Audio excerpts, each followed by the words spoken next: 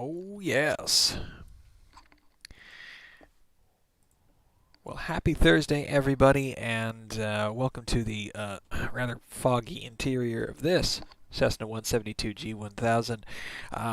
There's a lot to be excited about. Tomorrow is my solo cross country up to Friday Harbor via Bellingham, and the weather is looking fantastic.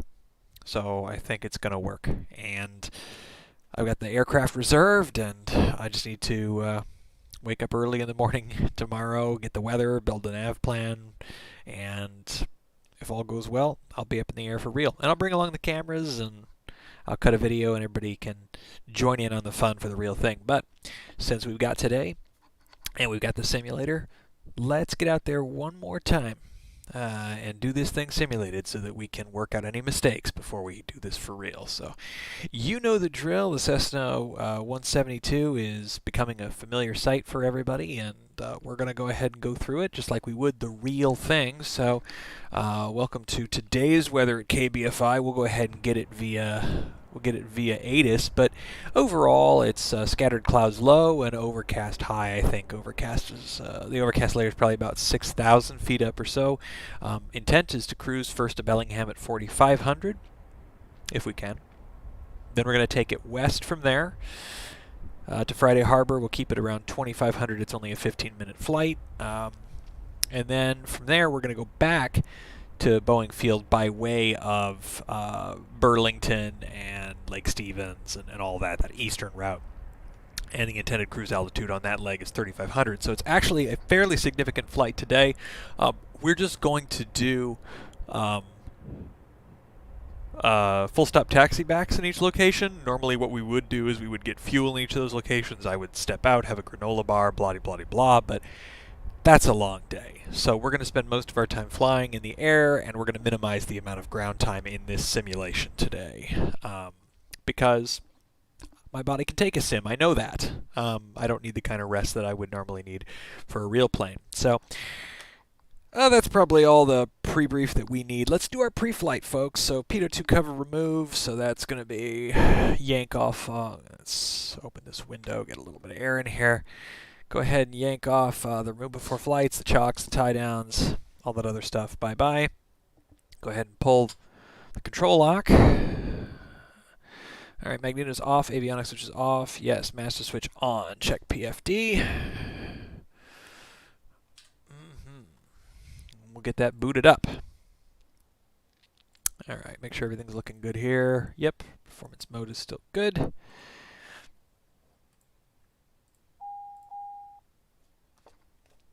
Right. PFD check on. Fuel quantity check. We need to add fuel. It's across country. We'll set fuel configuration to full, and we'll check and make sure our weight and balance is still good. It is, and we would expect that that balance would still be within CG limits even as the fuel burns. We're not changing any passenger loads or baggage, so that's looking pretty good. All right, fuel quantity is now up. That's awesome. Oil pressure and low vac annunciator, yes. Oil pressure is blinking, yes. Avionics bus 1, check on and listen for the fan. Yep, bus 2, on. Listen for the fan, yep. Alternate static source, we'll yank that. And back in, fine. Flaps, extend. 1, 2, 3, full down. Make sure that those are coming down. They are. Good. Lights, pitot heat.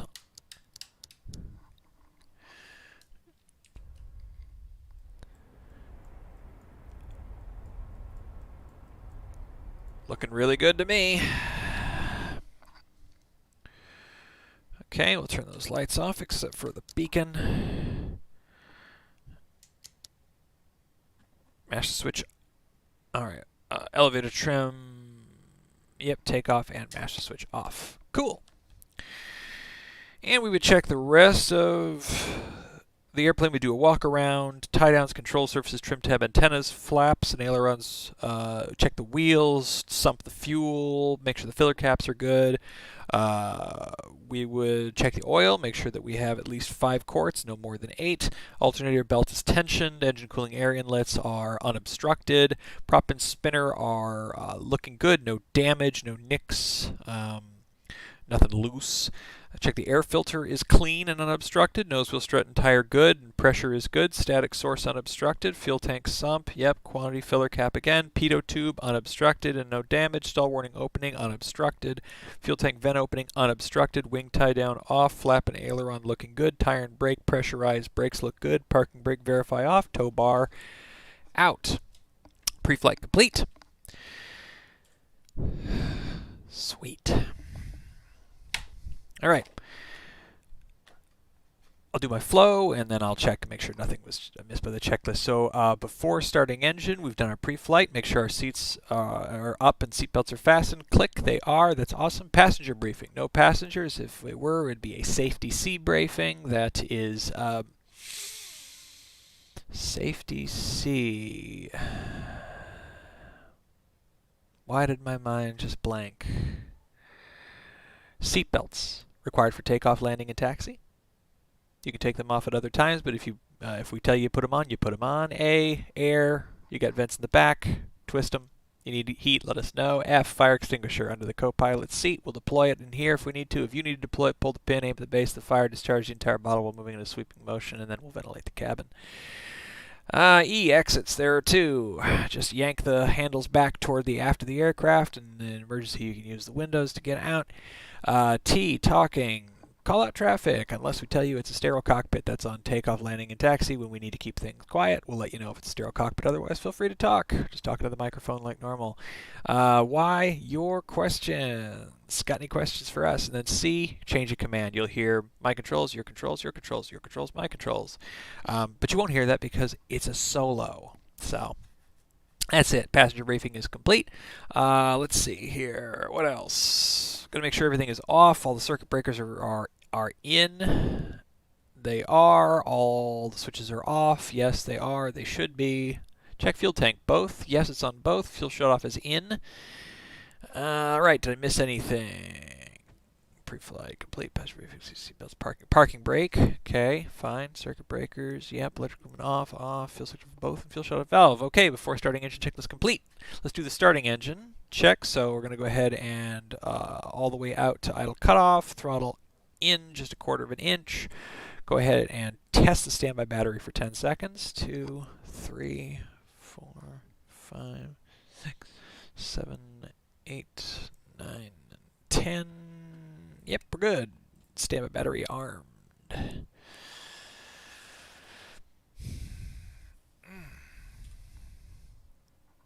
Well, it's nice that the windshield is starting to clear a little bit.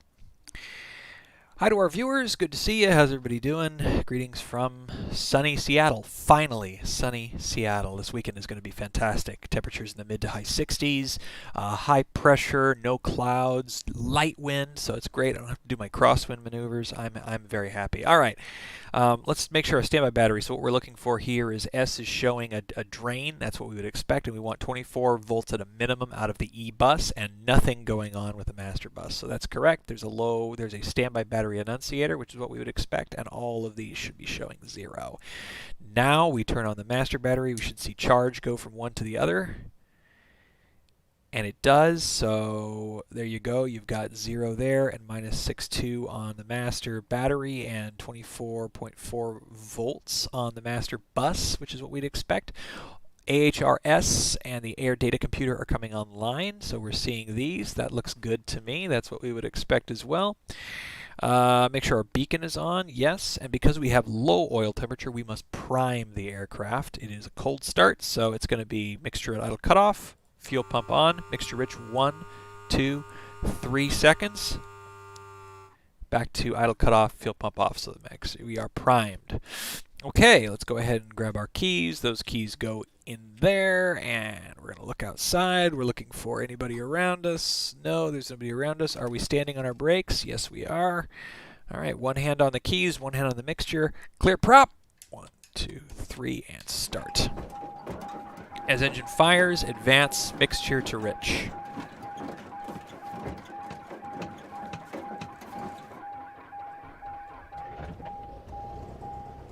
And starter off. And get to 1,000 RPM. We'll stabilize. Caution off. Let's take a look and make sure that we're charging. Yep, plus 1.5 amps in the master battery, and we're charging the standby battery just a little bit. Oil pressure is exceeded the green, but you can see it's very slowly falling back to the green. That's good. Fuel flow is good. Engine sounds okay. Not running rough or anything, so that's super. Okay, let's see what else we missed here. Prep area, magneto switch, yeah, that's done both. Mixture, advanced engine fires, yes, it's full rich. Throttle, check green, or throttle 1000. Oil pressure is going to the green. Amps are positive. Low volts, check off, yep. And mixture lean is required. So we lean for the field, so we're going to go ahead and pump it up to 1200 RPM as we lean this out. There you go, and we're leaning. We're watching the EGT go up. There she goes. And I'll lean until we see the RPMs drop a little bit. There they go. They're dropping. There they are. So now we're going to go ahead and go rich again and reduce the EGT. And we're leaned out for ground operations. That's starting engine checklist complete. All right, let's do our before taxi checks. First thing we're going to do is avionics on. Awesome. And I'm going to go ahead and connect to Pilot Edge. And I'll go ahead and use call sign Tango Alpha today. 3, 4, 5. Connected to Pilot Edge. Yeah. Good to have real live ATC on board. Go ahead and open up these vents. We want to defog. I'll do full air and full heat. Not that it really matters to the human component, but it's how we defog in this simulator. So we want to do that. Okay, next thing we want to do is grab the weather. Boeing feed. Instructions. Advise on initial contact. You have information November. November. I'm going to listen again, though. Come on, that's Boeing cheating. County Airport. ATIS information November. 1553 Zulu. Wind 160 at 6. Visibility 10. 2,100 scattered. Ceiling 9,000 broken. Temperature 9er. Dew point 4. Altimeter 3019er. Arriving and departing runways 14 left, 14 right. Visual approaches in use. Simultaneous approaches between Boeing Field, Seattle International. Expect aircraft. You guys get some updated scenery for those things? For that? Are you guys going to get some updated scenery soon for those? Yeah, I hope we do. It's a little interesting right now. Interesting, driving around on nothing but black.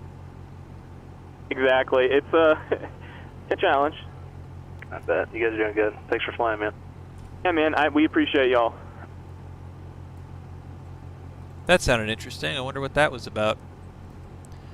All right, we got ATIS, November. We've set the baro correctly. That part's done. Let's go ahead and set our radios for what we would expect. Ooh, bring that RPM down now. Bring it down to 1,000. Let's set our radios for what we would expect we would need. So 118.3 is the tower here. I'm going to go ahead and set 121.9, which is ground here. See that? And in this slot, I'm going to go ahead and set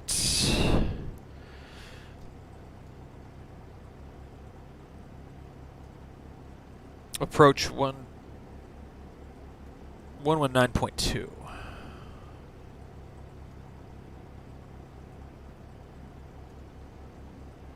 And that's going to be Seattle approach. We'll use that to get flight following when we're out of here.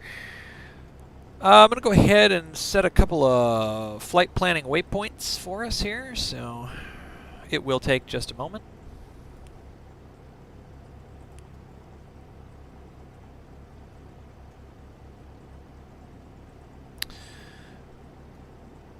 My waypoints are going to be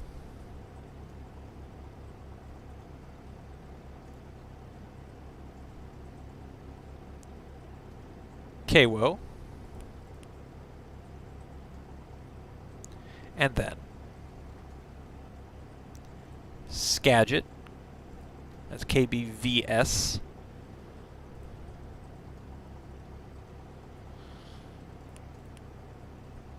and then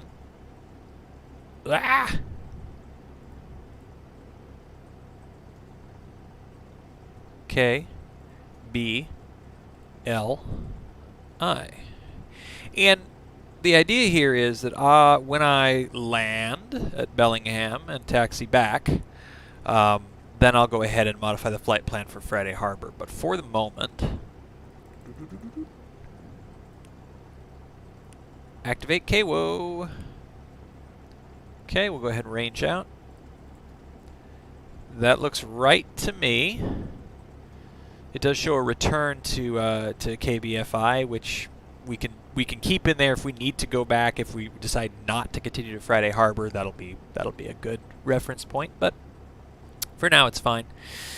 We want to go ahead and set our altitude bug for 4,500. That's our intended cruise altitude. Heading is 135, which is the 14 runway heading, which is good. So those are set.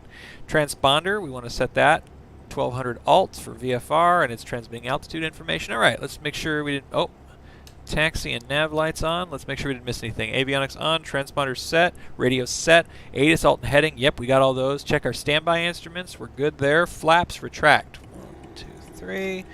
Are they responding? Yes, they are. That's perfect. Parking brakes release test. Lights is required. Nav on. I'll go ahead and test my brakes as we go in taxi. Before taxi checklist is complete, I'm going to go ahead and close this window. Let's get plugged in there. All right, let's go.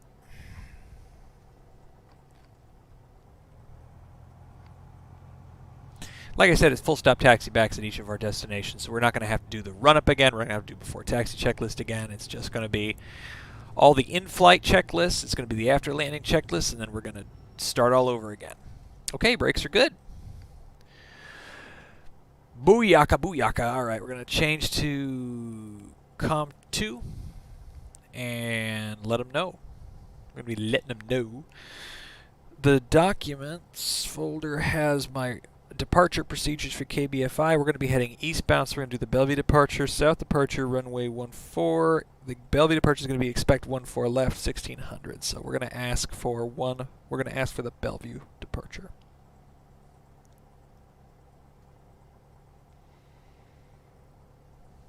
Sorry.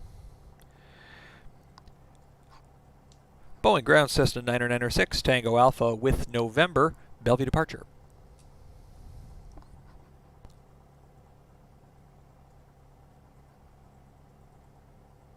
Number 996 Tango Alpha, Boeing ground, say parking. I advise you have November. 996 Tango Alpha, we have November currently at Galvin. Request Bellevue departure. 76 Juliet, runway 14 right, taxi via Alpha. Where you are, where you're going. Remember that.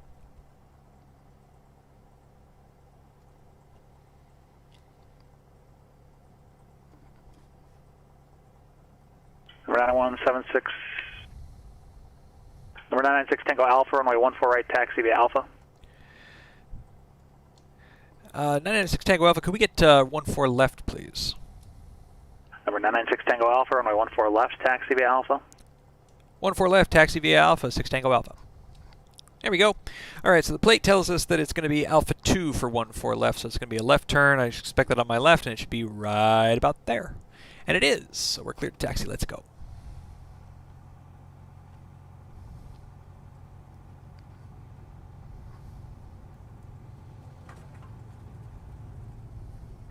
.160 at 6 is the wind today. It's not exactly straight down the runway, but it's just a little off to the right. So I'll give it just a little bit of right aileron for crosswind control as we taxi here. It's good practice. Let's go ahead and keep that taxi under 13 knots. We keep it at 12 knots is what we want to do. Here's the run-up box for 14 left. And as we turn into the run-up box here, make sure that no part of our plane crosses over the hold short line. And we're going to give ourselves a little bit of space. We're going to point upwind.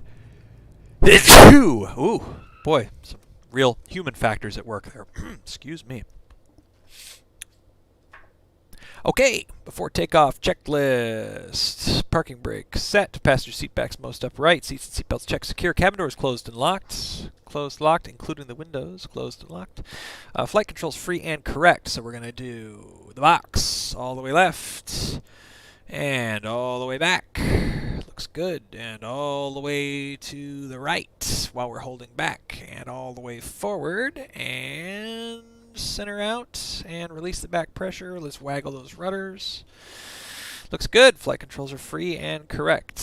Elevator trim and electric trim. So we're going to do electric trim test. Yep, it's working. And elevator trim set for takeoff. That's good. I'm going to go ahead and test our autopilot. I'll deflect the heading bug off to the left a little bit. And we're going to hit heading AP. Yep, it moves, and I can override it, and I can disconnect. Autopilot is functional. Put the heading bug back to 135 as we would expect. We need to idle at 1,000 RPM. 1,000 RPM. We need to be able to keep that alternator running. All right. Yep. Trim set for takeoff. We're good there. AP has been tested. Electric trim's been tested. Elevator trim's been tested. Fuel quantity check. We're good. We got plenty of fuel. Looks like 50 gallons. And check our tanks are on both. Yes. And fuel shut-off is in. We're going to go ahead and push mixture rich and throttle up to 1,800.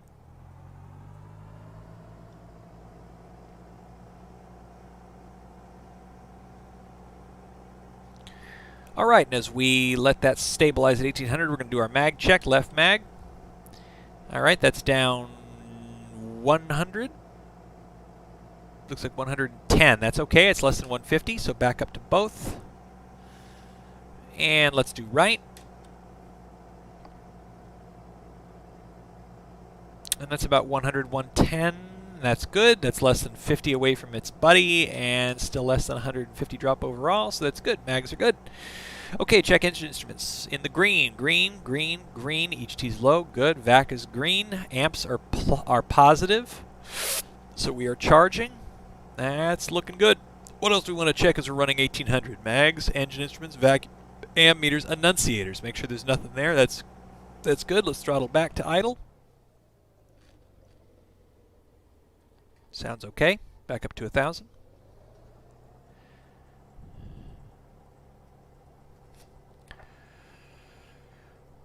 Throttle friction lock, okay. Make sure comms and navs are good, so comms are set.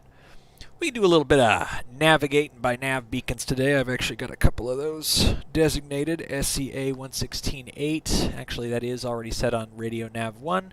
We'll go ahead and set the course line. Hey, thanks for joining. Trick 3RFN, Tricker FN. Hey, thanks for joining and thanks for following. Really excited for you to earn your PPL whenever it works for you. Honestly, it took me years to jump into it. I always knew I wanted to do it. The stars just had to align, and they did. So your day is coming. All right.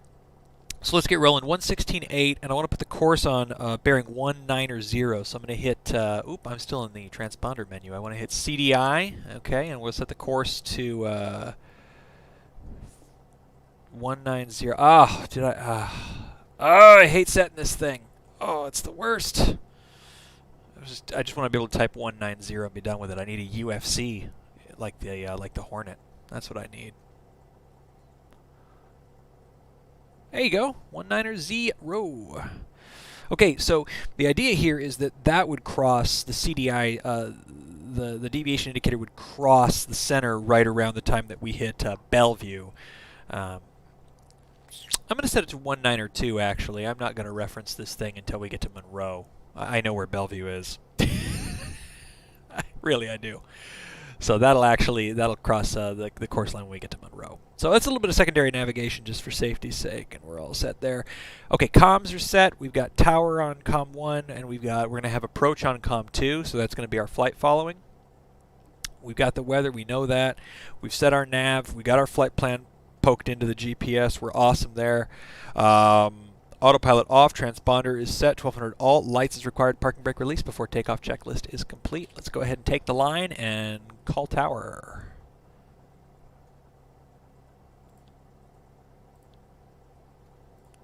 Okay, we're on comm 1. 118.3 is the frequency for the tiny runway, which is all we need today. We don't need nothing special. We don't need no big runway.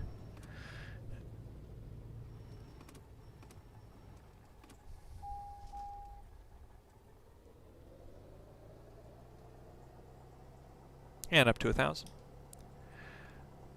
Boeing Tower, Cessna 996, Tango Alpha holding short, runway 14 left, Bellevue departure.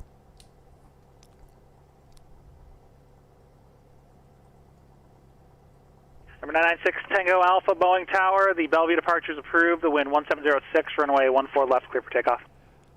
14 left, clear for takeoff, Bellevue departure approved, 6 Tango Alpha. Sweet. All right, lights, landing, strobes on. Camera, 1200 alt on the transponder. Action, mixture is rich. Let's go. Let's go flying. So it's going to be a left downwind when we take off here, so we're going to do it like we were entering the closed traffic for 14 left, but at the midfield, downwind, we will depart slightly off to the right, and we can climb to 1600, and we're going to go just south of Bellevue. So it'll all make sense in a second. Let's rock and roll. Throttles to full, mixture confirmed rich, airspeed is live, engine instruments are in the green. Looking for 55, let's go flying.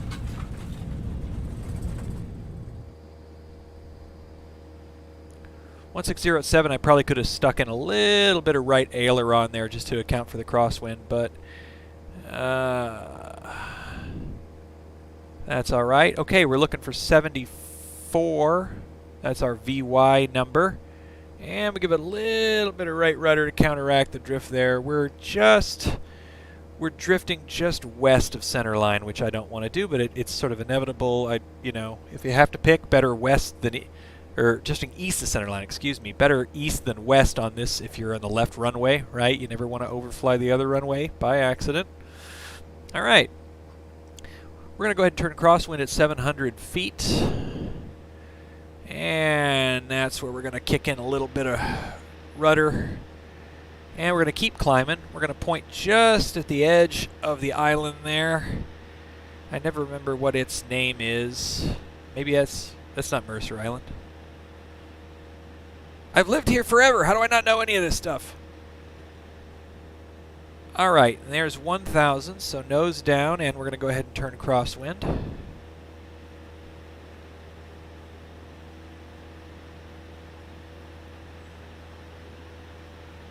Pull that throttle back a little bit. We're going to go ahead and establish speed. Getting on the reciprocal. Reciprocal heading there. And we'll go ahead and now depart. Right turn, start a climb for 1600.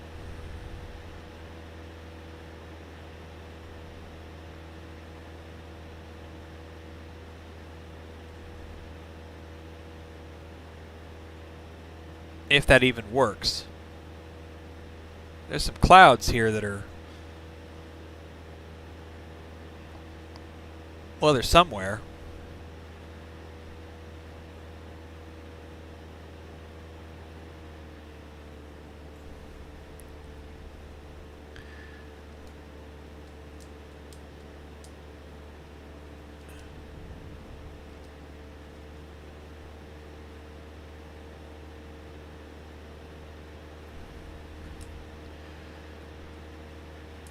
Alright, so we're giving ourselves a little extra gas here.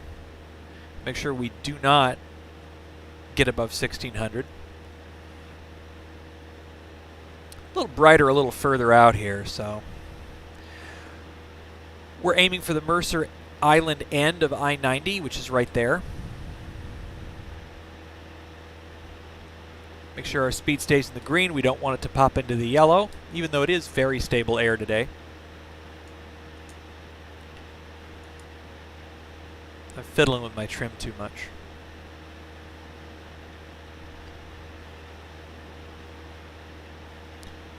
Charles did not record his takeoff time. He missed it again. 10:0. Let's call it 10:03.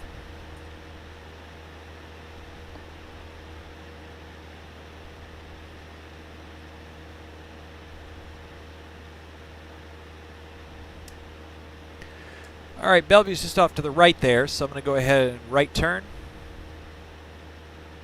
We want to stay south of Bellevue, but north of Mercer Island, so put that nose down just a bit. We still don't want to creep over Don't want to creep over 1600. We can start a climb as soon as we're past Bellevue.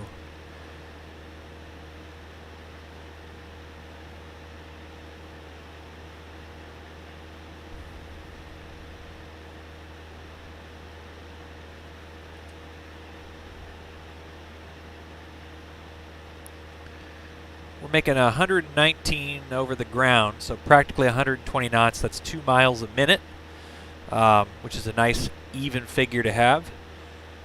So we're passing our first waypoint here, which is Bellevue.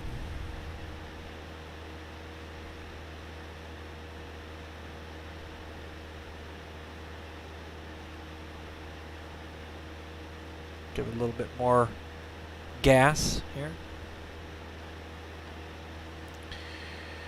All right, we hit Bellevue at looks like 10:08.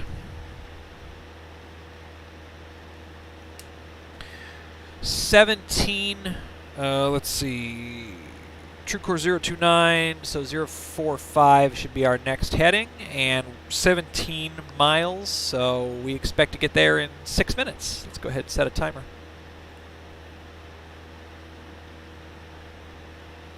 Beep.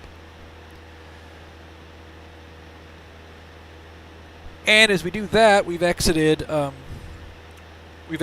the Kbfi tower control area. So I'm going to go ahead and turn over to Comp 2. And we can start a climb now up to 2500, which I will start to do if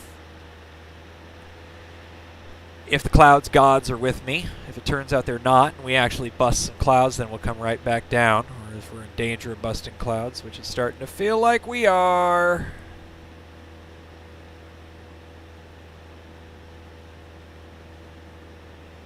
Can you feel it? It's getting... We're getting up to it.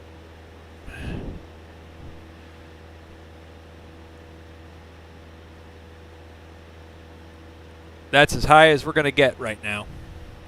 Let's bring it back down to 2,000, and we'll cruise at 2,000 until we're clear of these clouds. They're supposed to be scattered clouds at this layer, and then overcast above. So it's possible it's just a hole in this, or excuse me, it's just kind of a deck in this area. Maybe there's a hole a little further up that we can find. I hope. You know, what can I say? By the way, why am I doing 016? Is because I incorrectly added 15 degrees magnetic variation. I should have subtracted 15 degrees magnetic variation. This is actually the correct direction, but I wasn't saying it right. So 030, which is our true course, minus 15 is 15. So we're actually pretty close to where we should be. I'm going to go hold here, so I'm within the altitude where I can use my autopilot, so I'll set Alt mode. And I'll go ahead and flag the heading bug. I'll set heading mode and autopilot on. We're making 124 knots over the ground. There's that timer running. We should hit our Monroe in another 3.5 minutes, and when we do, we should see this CDI, vloop, scoot right over. Meantime, let's go ahead and call Seattle approach and ask for VFR flight follow-up.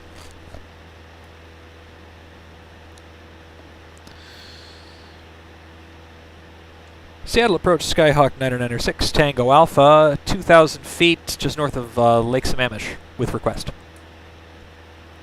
Skyhawk 996, Tango Alpha, Seattle approach, squawk 3065, ident. Newark Air approach, Tiger 21, Tier 6, Oxford Nutry Airport at 3,000 feet VFR request. 65. 3065 ident for 6 Tango Alpha. Oh, better disconnect autopilot. Tango Alpha, radar contact 4 miles northeast of Boeing Field, the Boeing altimeter 3019, XA request. 6 Tango Alpha would like VFR flight following to Bellingham, please. 6 Tango Alpha, roger, maintain VFR. Maintaining VFR, 6 Tango Alpha.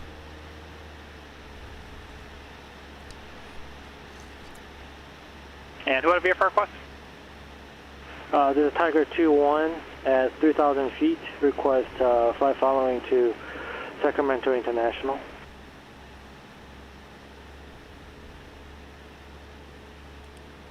Stand by.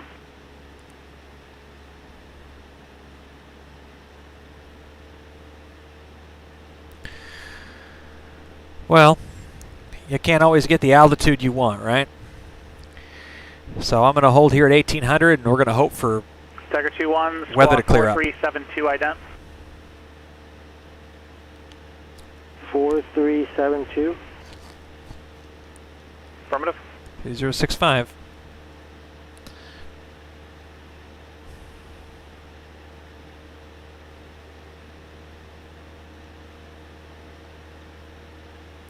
So I got the weather to refresh every 120 minutes. I'm just going to very quickly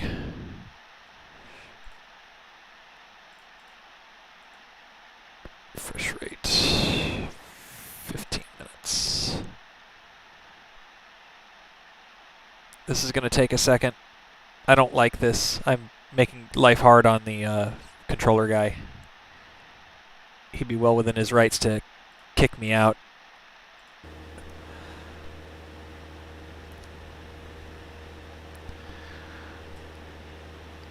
Okay, okay. So now I'm refreshing weather every 15 minutes, which I think is probably wiser. Ta-da! All right, let's get a look around. So you can see, you know, puffy clouds up here. Maybe the Tiger decks. 2-1 radar contact, 13 miles southwest of Sacramento Capital Airport. The capital altimeter 2993. And what's your destination again? 2992. Just going to do some pattern work at Sacramento International. That's 2993, dude. Tiger 2-1, roger. Let me see what the altimeter. Instructions. Advise on initial contact. You have information November. Yeah, nothing's changed there. But what I will do is I will look for 110.6. What would be our next? What's it there? Alright, so we are not making the kind of time that I expected. We're 6 minutes in and we still aren't at Monroe yet, though I'd say we're fairly close. I use W16 as my waypoint. That's 5 nautical miles away. We do 2 miles a minute, so we get there in about another 2 minutes. What's going on? We weren't going as fast, plus I had to do some up and down, plus I paused the game, maybe the timer was still running. Just speaking with the military operations folks, you're operating outside of the coverage area for your contract, and we won't be able to provide you with ATC services over in Oakland Center airspace today, so you're going to have to disconnect. Tiger 2-1, roger.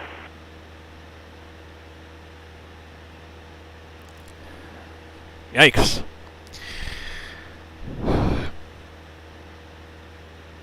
Hits you right in the pocketbook, you know, sometimes.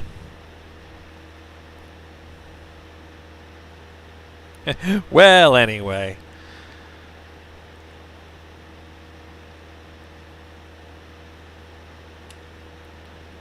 Okay. At the moment, it still doesn't feel like I can climb up. I might give it a try here in a little bit as we get a little further north, but let me see if I can learn anything by looking at some of our other locations. So it's marginal at Arlington up north, and KBLI is VFR, special, few 27 scattered 34. So we're going to stay fairly low this entire time. Now, would that be kosher for what we're doing? No. Galvin cross-country regs are 3,500 at a minimum for SIGs. Tomorrow looks like it's going to be that, which is great. We're going to get a lot better visibility. We're not going to have any trouble with clouds like this. But let's learn how to operate a little bit lower if we need to. It's not great. There's not a lot of clearance. You know, not a lot of room to glide. If the engine goes out, I'm going to have to find a landing spot PDQ. So that's not so great. So okay, we're going to hit Monroe here in any second now. Oh, look at that! Look at what I did. I had the wrong VOR dialed in. I was on CVV, not Seattle. We've already passed Monroe, so we're going to go ahead and turn for our next waypoint, which is east of Beam KWO Arlington. That's going to be 330 heading. So we'll go ahead and tune 330.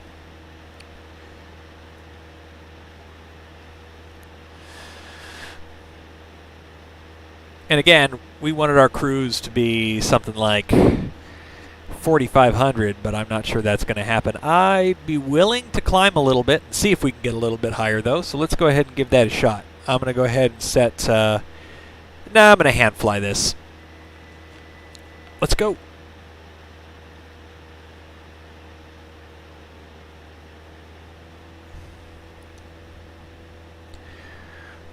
You want altitude. Altitude is your friend.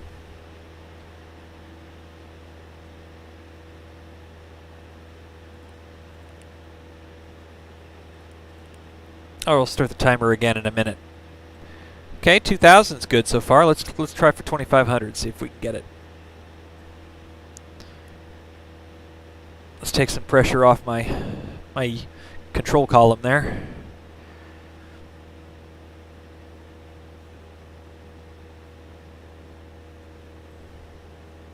$2,500 looks about as much as I'm going to get right now. I can just see the haze popping in.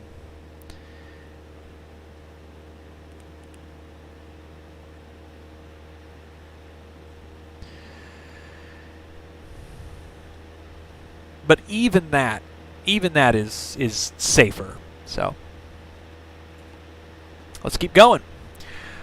All right, so we're basically just a mile out of Monroe right now. So it's 20 miles to Arlington. We're catching our speed up now. I would expect that means we would be 10 minutes. We crossed Monroe at about 10:18. 10:18. Monroe to Arlington, 20 minutes. This is going to be about 10 minutes. Go ahead and start that timer.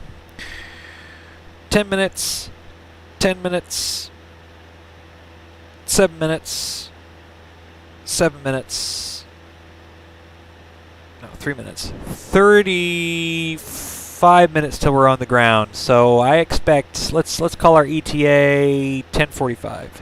ETA 10:45. Let's see how close we can hit that. 10:45 at Bellingham. Well, hey, new viewers, see some folks on the channel. Great to see you. Thanks for joining along. Today we're flying a mock solo cross country to Bellingham and then to Friday Harbor. We're doing the whole thing today. We're doing Bellingham, Friday Harbor, and then back to Kbfi because tomorrow that's what I'm doing for real, and I'm really excited to do it. We've been working toward this day for a long time, and I want to make sure that I'm doing the right stuff in the sim before I do it in real life. So thanks for joining and welcome aboard. Alright, so let's see. Our next destination, we're actually going to be passing near KWO, and the idea is to leave it off of our left-hand side, so that's called east of beam. So we're east of beam, KWO. I'm going to go ahead and use I got COM2 dialed into Seattle Approach. We have to stay with them because they're giving us VFR flight following. We're not allowed to disconnect unless we ask for permission. And we're squawking 3065 because that's how they identify us. I'm going to use COM1 and tune in KWO ATIS weather. I want to know what the weather looks like. 135625. 135625. And we'll listen on COM1. Arlington Muni weather. Wind calm, visibility 10. Sky conditions 1,300 few, 3,300 broken, 5,300 overcast, temperature 8, dew point 7. Altimeter 3018. Temperature 8, dew point 7. Ugh. That's not a big separation. That's not a big separation, so cloud decks are going to have a hard time raising up. And we might see precipitation, but I don't expect the temperatures to go down. It's 10:30 in the morning. So the ground's gonna warm up. There's good sunshine. It's summertime almost, and no precipitation forecast for today, as far as I know. I'll check my imagery real quick. Well, actually, maybe there is. Yikes! No visible precip yet. The minute there is, pitot heat goes on. We'll look a little further ahead, and I'm sorry that you can't see the tablet today. It's just, I'm still having trouble sharing it. Right now, it's VFR conditions north of KBVS. So this is going to last until we get to Bellingham, and then when we clock out over to the San Juans, we should see clear skies. And that's pretty common. Usually it's nicer in the San Juans than it is down here in the south. Okay, so look right ahead of us. Watch this. What do we have there? Why, it's a runway. What is it? WN53 is what my GPS says. So it's a restricted airfield, Frontier Air Park, runway 3800, asphalt. So hey, if we need it for an emergency, great to have. We're actually on a long final for it right now.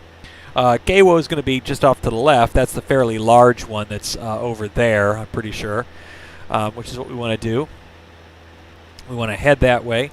I'm going to go ahead and alter course just a few ticks to the left so that I'm not overflying this runway in case there's anybody that wants to be on approach. Let's just be conscientious. Hey, guess what I didn't do? I didn't do my cruise checklist. So power, 21 to 2700 RPM. Yep, we're good there. Trim is required. We are trimmed out, and mixture lean is required. We are below 3,000, so we are not going to lean the mixture. Now that does mean we are burning a lot of fuel. Let's take a look and see how much.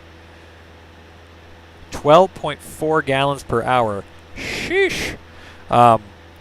Let's talk about that a little bit. So if I check my flight plan, we've got 7, 30, 50 nautical miles to go. We know we're doing 2 miles a minute, or 120 miles an hour. So if we got 50 to go, that's about half an hour, 30 minutes. We're burning 12.4 gallons per hour, which means we're burning, what's that, 6.2 gallons every half hour. So we're going to burn 6.2 gallons. We've got, it looks to me like 45 gallons of fuel or so right now. So we've got plenty. We're not going to have a problem, even though we have fairly significant fuel burn. What else can I tell you about myself? There's KWO. We're within range of it now. 7.5 nautical miles should be visible just off of our 11 o'clock, and it is, and that's awesome. We are not going to land there. We are still go to head north. We're going to head past Skagit and then on to Bellingham, where we should see the weather clear up fairly significantly. Should be nicer up there. In the meantime, what else should we check about the aircraft? Let's make sure everything is looking good, right? Fuel flow is high, as we mentioned, but oil pressures, oil temperatures are good. EGT is low, VAC is good. There's still plenty of fuel. As I mentioned, we figured it was going to be 10 minutes to get to KWO. It looks like we're going to get there. If it's 7.5 nautical miles within, let's call it 5. I'll go ahead and range down. Yep, 5 miles. That means we'll get there in about 2.5 minutes, which will put us at 9 minutes overall on our timer, and that's pretty close. Haven't heard anything from flight following yet, which is fine. You know, there's no traffic in the area. You know, probably should be scanning. You know, left, right. There you go. Oh, let's see, what else do we have? KWO altimeter is 3019. Our altimeter is looking good still. What else do we need to mess with? Let's see, next would be Skagit. So we'll go ahead and dial in Skagit's weather. 121125.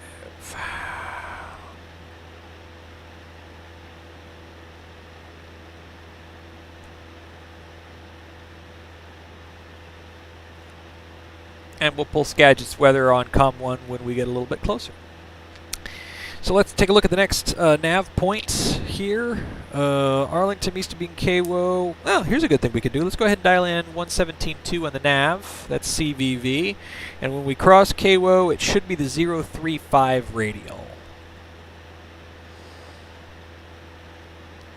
03. We should be on the 035 radial from Penn Cove.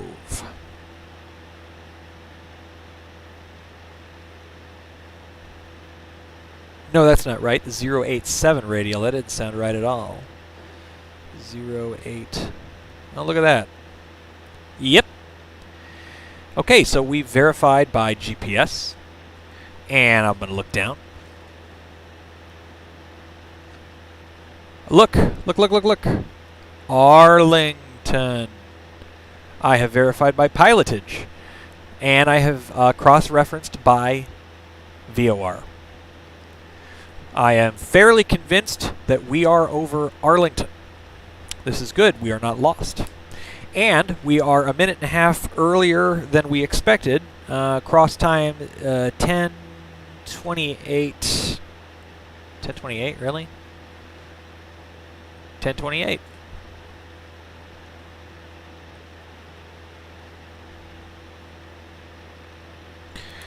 Okay, off to Arlington. 334. 315. 314. 334. Okay, so what I'm going to do, I'm going to go ahead, I'm going to do something a little bit different. Take a look at the range here. Do you see this? What I don't want to do is I don't want to fly over or to the right of those mountains. I want to stay west of those because that's where all the airports are. So I'm going to do flight plan. I'm going to do FMS, KVB. Oh, God, no. KBVS, direct, activate, enter. Flight plan. Now we have magenta line there. I'm going to alter heading. Point away from those. And we got 19 miles to go at 115 knots. Basically, that's going to be 10 minutes, so I'll reset the timer. That's not how you reset the timer. All right, 10 minutes. So from here, let's revise our ETA. It's 10:29, so 10:39 to Burlington. Radio check, loud and clear.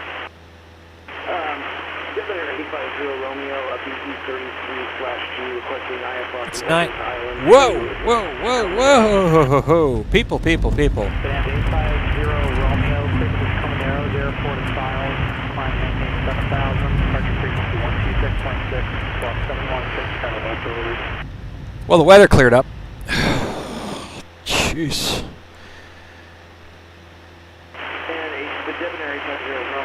Pull that throttle way back.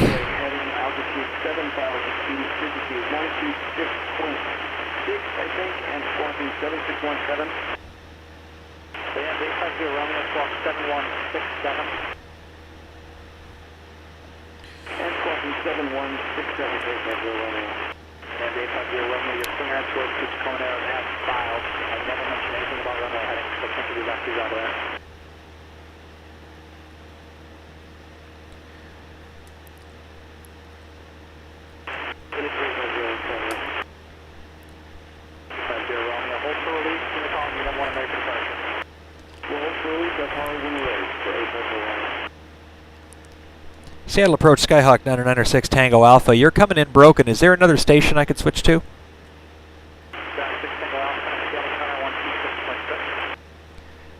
We'll tune Seattle Center 6 Tango Alpha.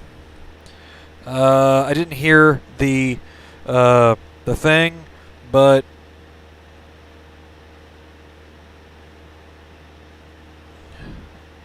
I want Seattle Center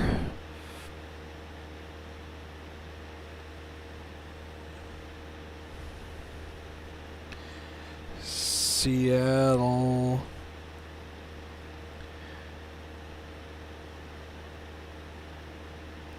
Where do I find Seattle Center? I always seem to remember they're on these damn charts.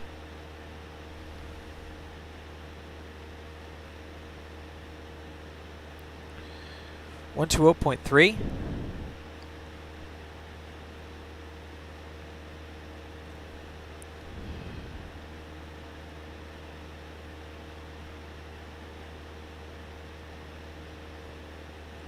Or is that Seattle Radio? Seattle Center, Skyhawk 996 Tango Alpha, 2,500 feet with you.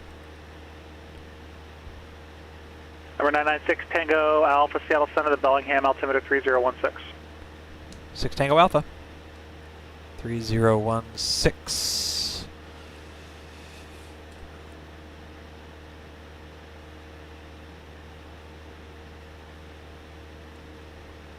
Okay, so now maybe I didn't handle that as well as I would have liked, but I feel like I handled it all right. Now this is not an area you want to overfly. That's a protected sanctuary. So we're going to go ahead and alter course a little bit to the right. Whoa. Okay. I suppose I should have had, Seattle Center in some of my documentation, but I did find it on the chart. I found it on the sectional, so disaster averted. We expected 10 minutes. We expected 10 minutes to KBVS. I don't have a visual yet, but let's take a look at the configuration of this water here and see if we can figure out where we would expect KBVS to be. So this fork is just south of the town of Mount Vernon. So the town lives just around this snaky bit here. As it snakes right and then left and then off again to the east, up toward the mountains, we should see the town. Just to the west of the town should be Skagit Regional, which is KBVS. So I'm going to go ahead and turn toward the town because I want to leave KBVS on my left, and I'm also going to climb because I think we have the cloud decks to do so, and I want to get more clearance. So I always want more altitude. Plus, if I can do this, because we have a fairly long flight left to Chuckanut Bay where KBLI is. Well, I say that, but maybe not. But I want to get up to at least 3,500. And we can lean out a little bit. We can burn a little bit less fuel and have a better glide distance if things go wrong. So far, the aircraft is behaving itself well. It's very healthy, so I have no reason to abort. I'm going to go ahead and pass over KBVS and continue on to Bellingham, and we'll land there. We'll do a quick refuel and then taxi back, depart out to the west, and head for Kfhr. That's Friday Harbor. Go ahead and trim out, ease pressure off the control column a little bit. Climbing for 3,500, and I think we'll be able to make it.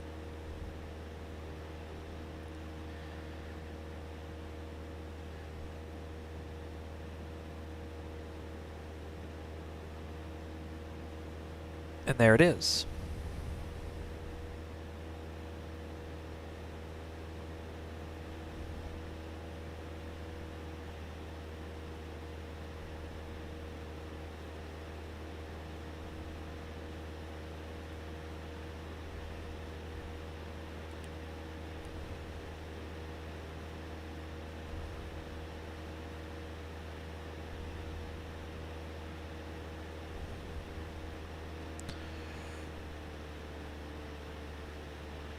Okay, we're going to establish 3,500 on the autopilot here.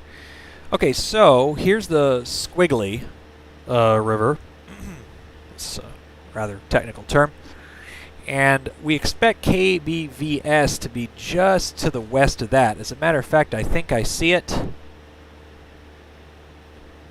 Maybe that's it. No. That's it. 850 Romeo, Seattle Center, release for departure. Clearance flight if off in 5 minutes. Change to advisory frequencies approved. Okay, that's Skagit right there. Okay, so GPS, pilotage again. That's good. We go ahead, now that we're cruising safely at 3,500 or so, I'm going to go ahead and set our cruise RPM, 2,300. We're running our cruise checklist again. Power, 21 to 27. Yep, it's set. Trim as required. It is. Now we lean the mixture. So, lean. Let's go ahead and start. Go ahead and pull that mixture back. We're going to watch the EGTs go up. RPM is expected to increase. It is. And we're watching for peak EGT.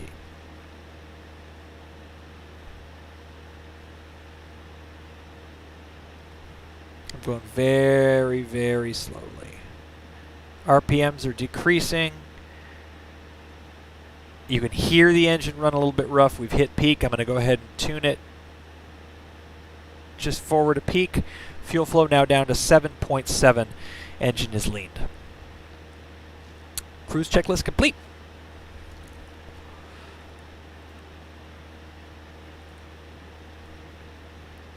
Speaking of fuel, how we do it? Why does that feel like the fuel quantity isn't changing at all?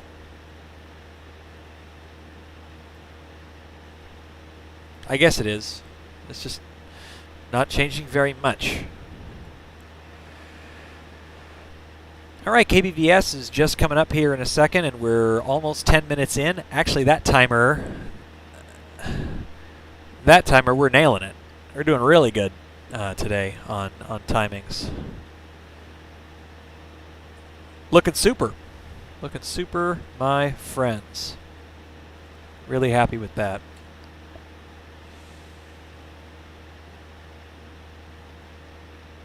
Alright, so we expect these mountains. This is around the left side of this mountain is going to be Chuckanut Bay. And rather than go over those mountains, I'm going to swing to the left. It does put us over the water. But 850 Romeo off Orcas Island through 1,300 feet for 7,000. 850 Romeo, Seattle Center, squawk head on. Ooh, Orcas Island. I got traffic up there. That's awesome. There's somebody in this region. 850 Romeo, radar contact 4 miles southeast of Orcas Island. Okay. 4 miles southeast of Orcas Island. He's out there in the San Juans. There's Orcas Island right there. So he's 4 miles southeast. He should be right about there, I would think. And so we might actually see him, so we're going to keep our eyes out. Depends on which way he's going, if he's heading south or if he's going north or what. But anyway, that's cool. We've hit KBVS, 10 minutes on the nose, 1040. Why did I think we were going to get there at 10:45? 10:40. We've got another 15 miles to go to Chuckanut Bay. 326. So that's going to be 311.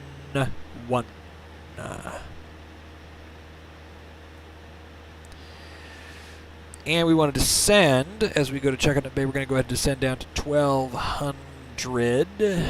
So let's go ahead and play the timer game. Reset. 15 miles, we're making 110 knots, so let's call it 2 miles a minute. It's going to be 7 minutes, and we need to descend down 2,000 miles in 7 minutes.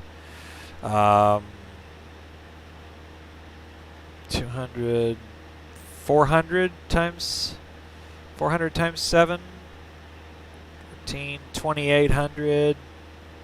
So let's descend at 300. 370 is 2,100. We'll go ahead and descend at 300 feet per minute. So we're going to go ahead and pull the throttle back. We're going to go ahead and enrich the mixture. I'm going to hit V. I'm going to set the altitude for 1,200. VS, 1, 2, 3 clicks, down 300. And down we go. And as we do that, I'm going to want to go ahead and adjust the throttle in order to keep good cruise speed. And I'll go ahead and start the timer. As we said, we expect it'll take about 7 minutes to get there. So 7 minutes to Chuckanut Bay, 3 minutes to Bellingham from there. That's 10 minutes, and another 5 minutes for landing. So I expect we'll be there on the ground, ETA 1100, 1100 on the dot. So we took off at 10, and we're landing at around 11. So about an hour for the flight. That's looking good.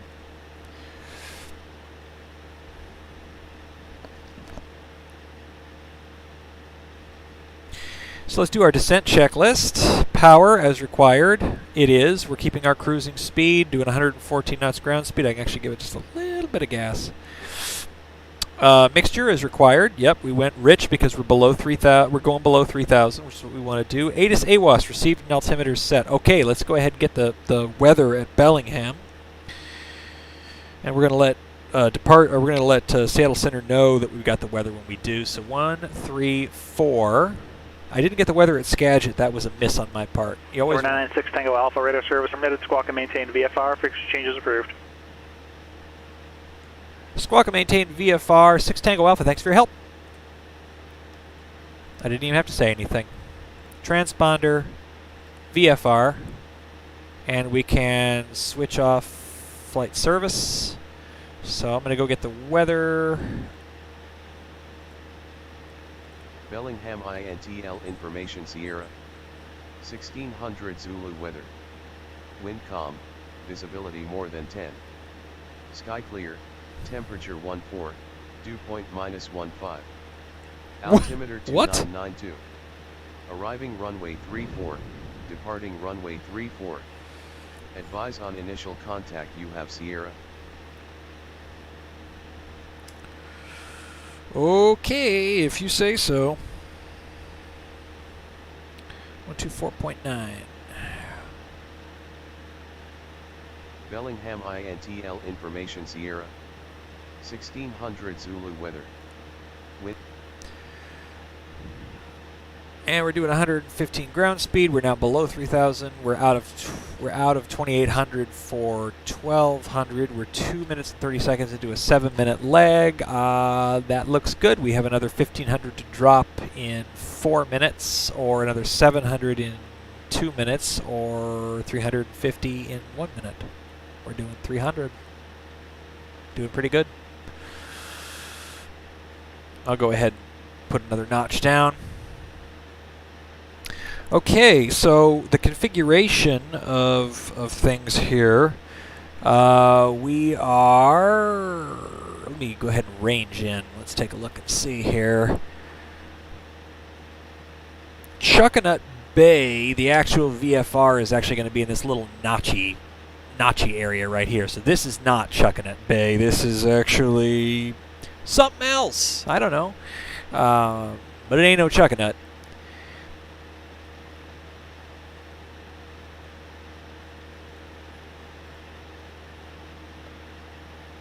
Alright, I'm going to go ahead and flight plan do direct to KBLI now.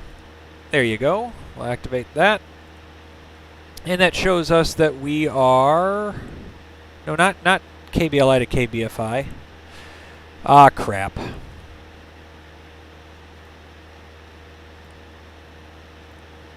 There you go. That's more like it. 5 minutes. Track 339 and runway is 34, so that's awesome. I'm going to go ahead and turn 339 now, because that's going to line us up pretty much with the runway. We're 10 miles out, so I'll go ahead and call and let them know our intentions and see if it's towered. Bellingham Tower, Skyhawk 996 Tango Alpha is 10 miles south of the field with Sierra, full stop.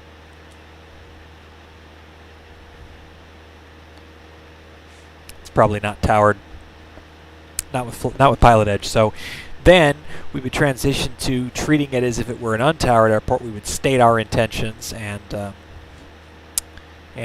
listen. We're listening for any activity in the pattern. We'd watch for any traffic in the pattern. We'd see what everybody else is doing, and we would join the pattern and we'd land. Now that said, ATIS did say it was 3-4, which is exactly the way we're going. So it's a straight in arrival, straight in approach. Excuse me. And we would expect elevation is 171, so pattern altitude is 1200, which is what I'm descending to now. So we look good for a straight-in approach. We're actually just passing Chuckanut Bay, 5 minutes. I think we're looking good to land before 11, probably 10:55-ish on the ground at KBLI. So let's go ahead and prepare for landing. Before landing, seats and seat belts upright and secure. Fuel selector valve on both.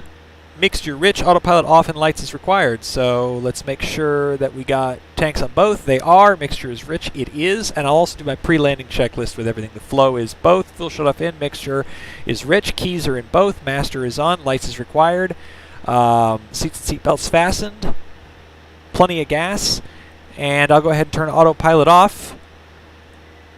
And I'll be bringing it in myself before the landing checklist is complete.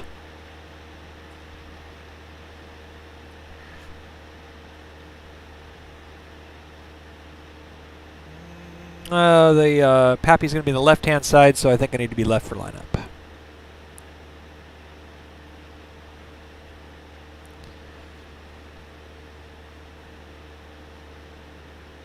And we're 5 miles, so we're going to go ahead and call a 5-mile final. Go ahead, flaps to 10 degrees. Bellingham traffic, Skyhawk 9906 Tango Alpha is on a 5-mile final, runway 34, full stop, Bellingham. There we go. All right, we're going to go ahead and establish our descent speed. We're in the white arc, so that's flaps to 20. And as you can see, I was correct. We got to go left for lineup. I'm starting to see the white come in, so that's good. And we will begin a descent.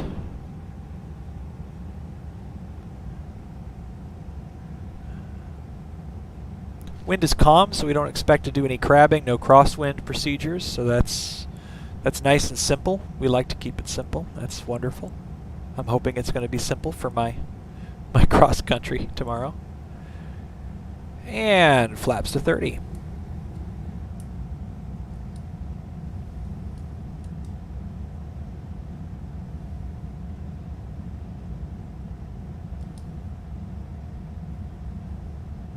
Okay, we're going to go ahead and point the nose.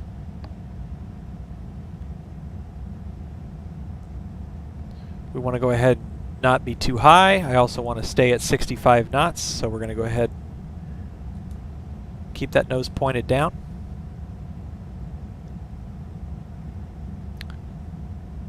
Carrying a little excess energy, so I'm going to go ahead and drop the throttle a little bit. That'll increase our sink rate. Point the nose up just a little bit. That'll lower our speed. We'll keep 65. And that's too much sink, so I'll go ahead and kick in some more throttle. I can just feel it. I just know the sink is too much. There we go. Now I think we're reestablished on glide path. We're doing about 65, maybe just a little bit less, doing 64. So far, so good.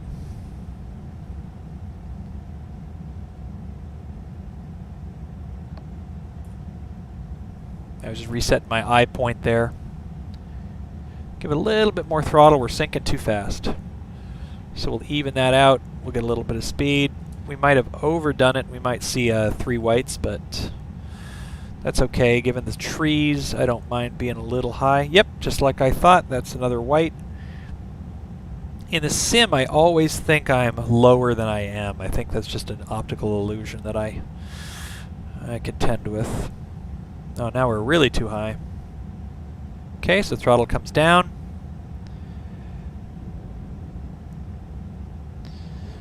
Point the nose, gather a little bit of speed, throttle down again.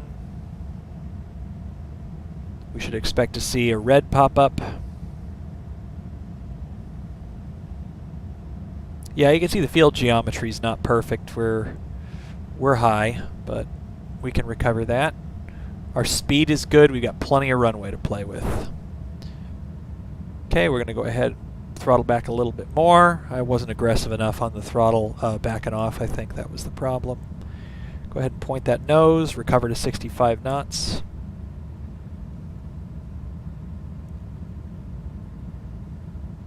Don't be ground shy. There's one red. 2 reds. Obstacles clear, we're over the threshold. Reduce to idle. Points, look to the end of the runway.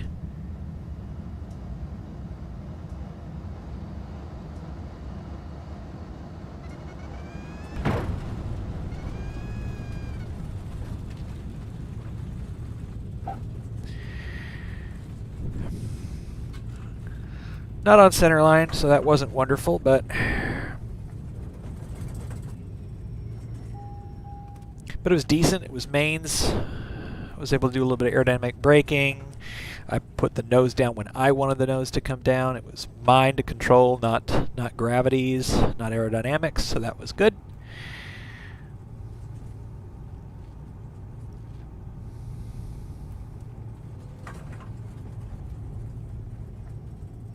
Taxi a little fast there. Make sure all of me is over the hold short line. It is. Bellingham traffic, Cessna 996 Tango Alpha, clear of runway 34, Bellingham traffic. Okay, gosh, 380 feet. Gosh, you think the altimeter might be off? Did I remember to set the altimeter? I did not. 29902. That is dangerous. That is the correct airfield altitude.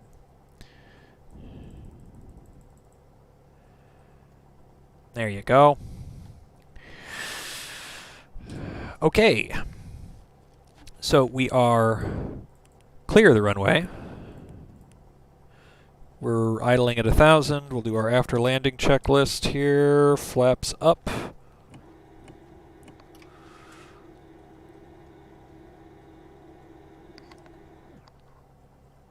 Mixture lean a little bit for the field.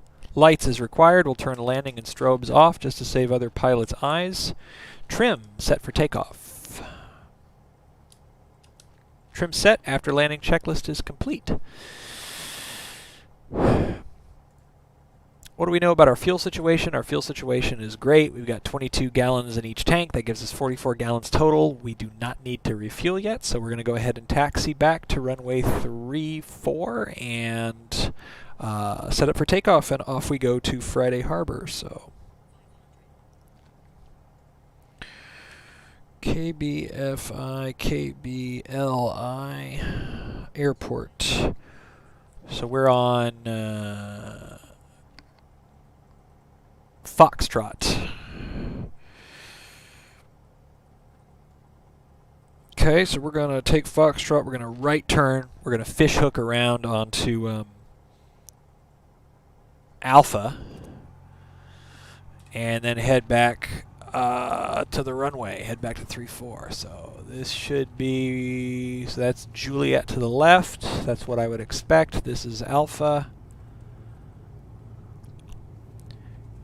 Bellingham traffic, Cessna 996 Tango Alpha at Foxtrot, taxiway Foxtrot, taxiing to runway 34 via Alpha, Bellingham traffic.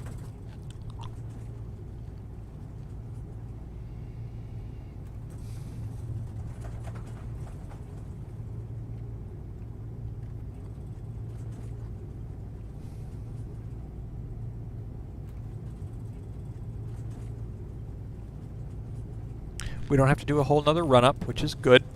I am going to go ahead and plug Kfhr into my nav unit.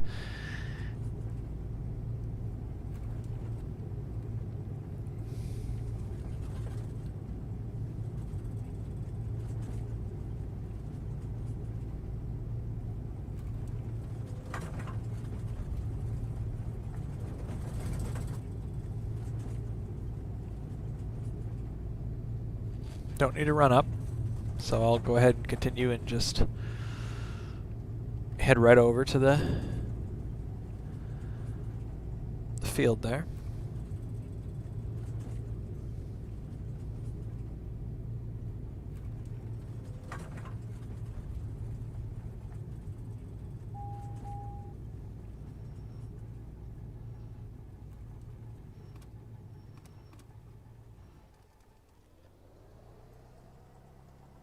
Okay.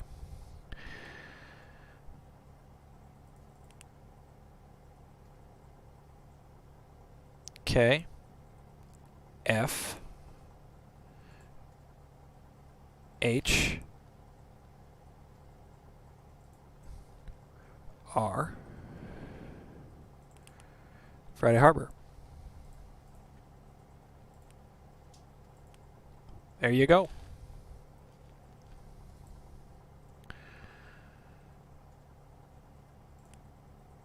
$24.9, so it's 25 miles.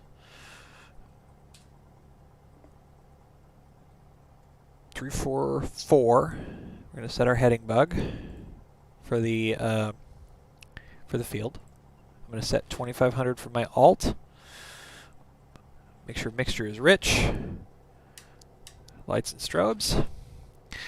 And we want to understand what we want to do here. Kbfi weather runway 34 is left traffic. 34 is left traffic. 16 is right traffic. So right. So 34 left traffic.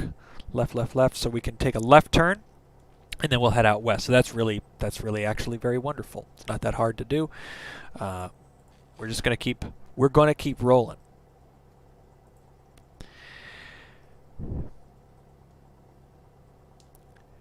Bellingham traffic, Cessna 996 Tango Alpha, taking runway 34 for westbound departure. Bellingham traffic.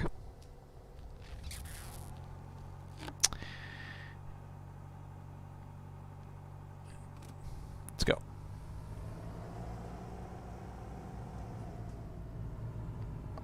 All right. Let's look left, let's look right.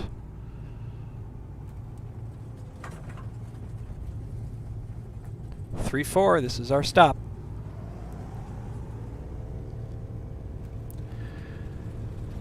Okay, airspeed is live, engine instruments are in the green. We're looking for 55 knots.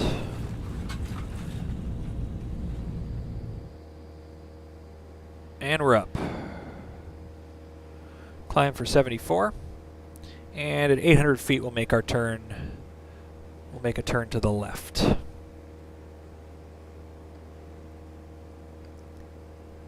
Ease off just a little bit of right rudder to make sure that we're not drifting off the extended center line. Yeah, we're doing a pretty good job. Maybe kick in just a little more right rudder now.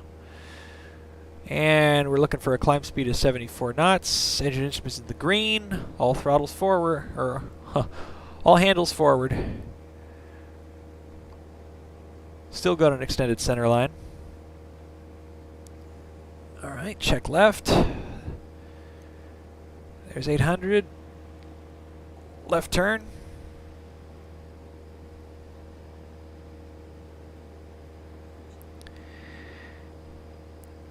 Bellingham traffic, Cessna 996 Tango Alpha, turning left, crosswind, runway 34, departing out to the west. Last call this frequency, Bellingham.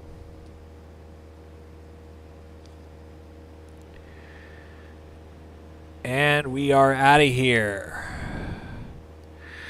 Next stop, the San Juans. This is beautiful. Look at this out here. I'm going to go ahead and climb for 2,500.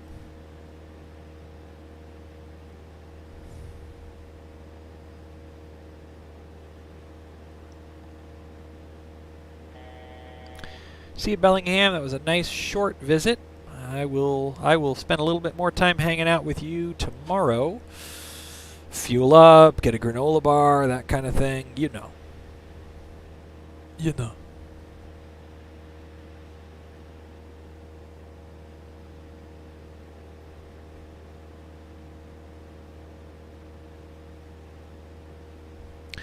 Let's take a look at our nav and take a look at what the magenta line is doing. That's mostly what I want to do. I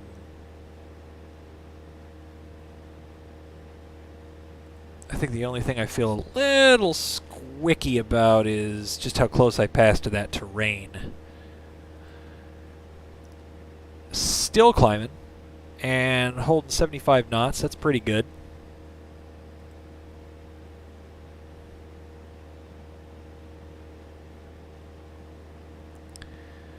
$2,400. Still climbing for 2,500.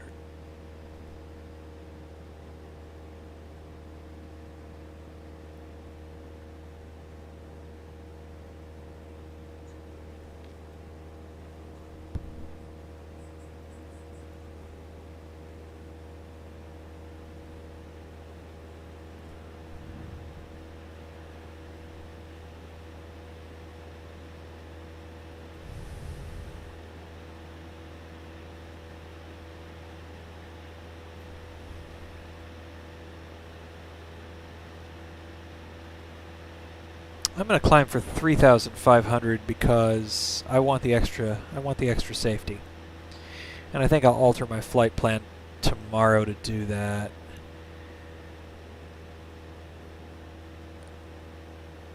Okay, I took off 1,100. Go ahead and alter 3,500.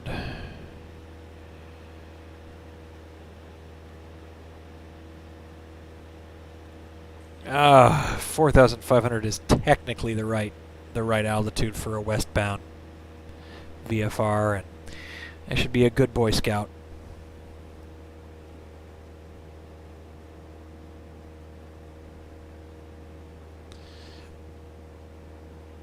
Fuel flow, oil pressure, oil temperature are good.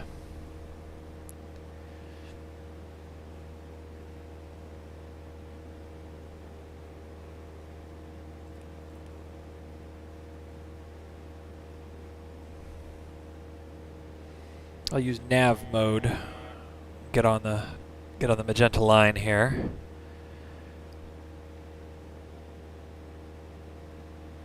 Okay, we're at 1,000 feet. We're within 1,000 feet of 4,500, which is our intended cruise altitude. Yeah, I'll alter my nav plan for tomorrow to make sure I'm cruising at 4,500. There's just so few places to set down here. It's just too dangerous at 2,500. So. And it slows things down to be spending this much time climbing, but it's really not that hard. It's another 6 minutes or so. It's not a big deal.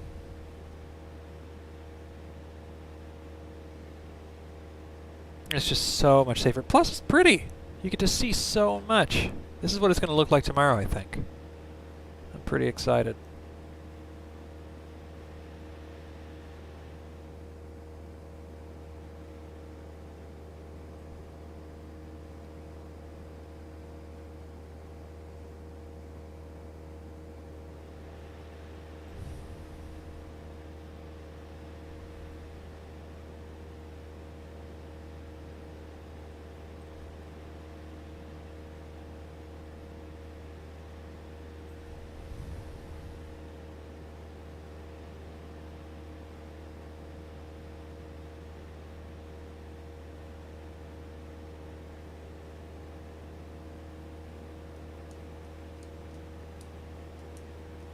Alright, nav, alt, autopilot. Alright, let's do our cruise checklist. Power 21 to 2700 RPM, yep. And trim is required, yep. And mixture lean as required. So I'm going to go ahead and let us get up to speed here. Whatever our cruise speed is going to be, I want to be on it.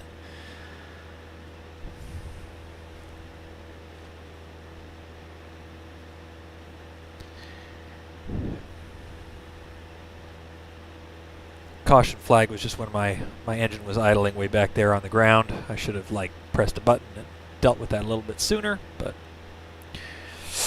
that's how it is sometimes.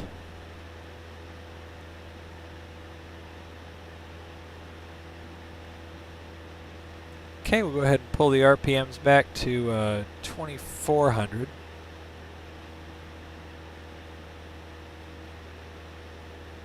And let's go ahead and lean it out. We won't need it to be lean for very long, but it's still the right thing to do.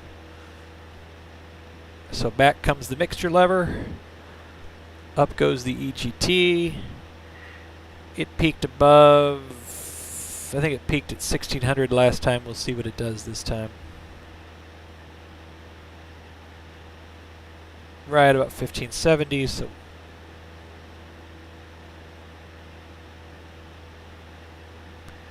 fuel flow 8.7.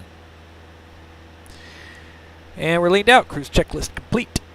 Okay, we have some work to do here. I need to change to the other nav log.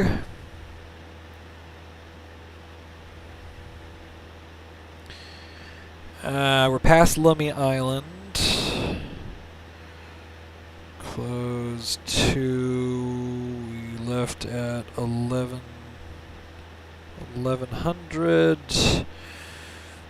Blakely 215. We're fine. We're on the nav log. 15 miles ETA.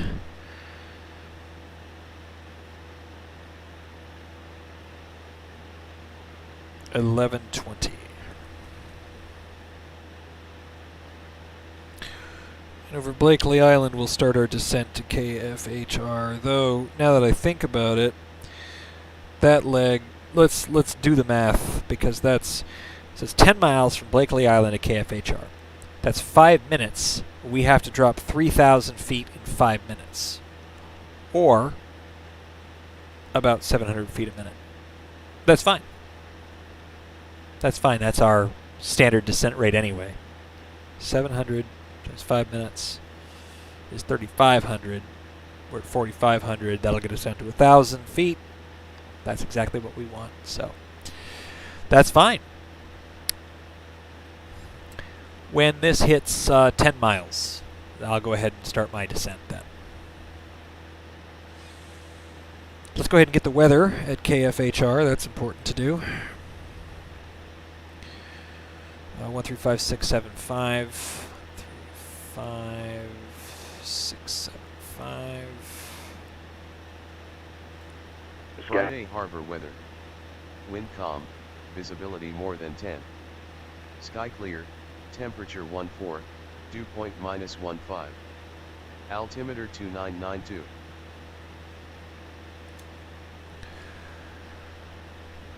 Well, you don't really get a whole lot out of that, but that's the weather. Friday harbor weather. It's actually Wind calm, wonderful. visibility more than 10. 12825. Sky clear, temperature 14, dew point -15. Altimeter 2992. Okay, there's the CTAF. We're dialing the CTAF for Kfhr. So the runways, there's 16 and 3-4. Winds are variable today, so if there's no traffic, we can choose what we want to do. Both of them are right traffic, and so we're coming in, as far as I'm concerned, the way we're coming in on a 45. We're coming in on the right 45 for 3-4. So that's what I'm going to do. I'm going to go ahead and enter right 3-4 and then right, downwind to base and all that. So there it is. That's our sign. Descent, 700 feet a minute. Descent checklist power is required. It is. We're trying to keep our speed under control. Mixture as required. We're going to mixture rich because we're going to be going all the way down. Fuel selector valve. ATIS AWAS received and altimeter set. 29902. Yes, we know the weather. CDI FMS GPS review and brief. So we already briefed the approach. We know we're going to enter the right 45 for 3-4. Fuel selector both, flaps as required. Okay, cool.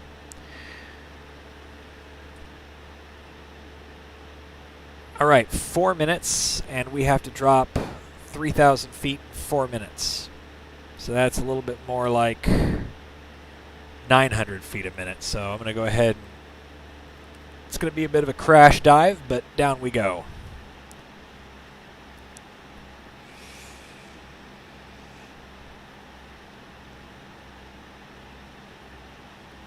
Friday Harbor traffic, Cessna 996, Tango Alpha, 7 miles northeast of the field. Maneuvering to enter the right 45, runway 34, full stop, Friday Harbor.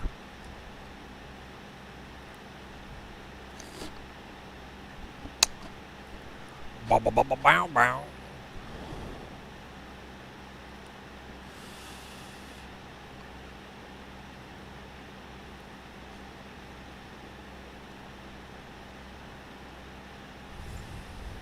And we'll run our before landing checklist once we're getting closer to pattern altitude. So visually, we want to pick out what we're actually seeing in front of us here. And so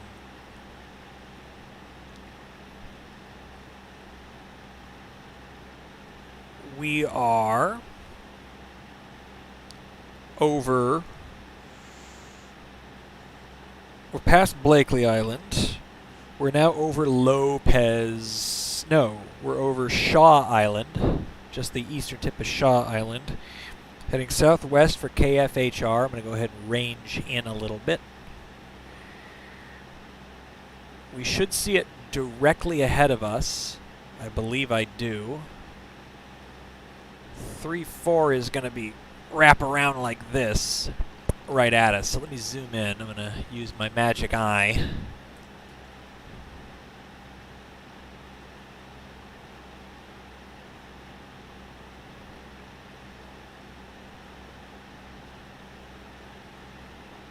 There it is right there. It's fairly large. You see it? So we're definitely on the 45, which is great. I love that. So it's going to be a left turn and then right, right, right. Let's talk more briefing on this. 113 is the elevation of the field, so we want to be at 1,100 feet.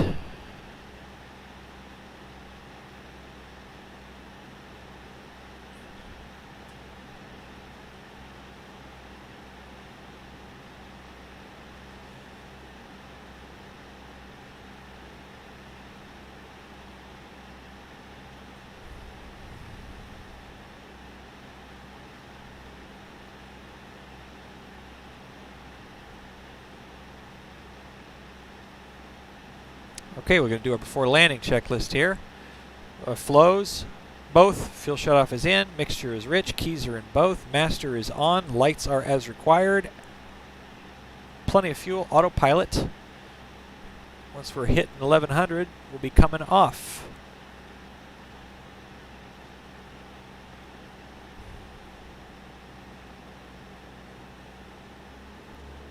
Autopilot off. Before landing checklist is complete. Friday Harbor is in sight.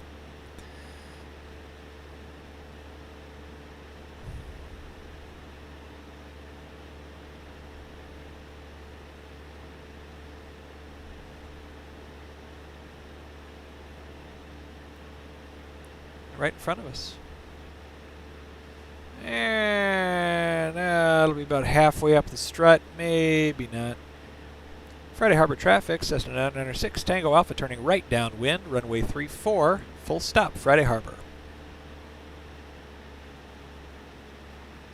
Okay, pattern speed is 95 knots in the downwind, 85 knots on, no, 85 knots on the downwind, crap.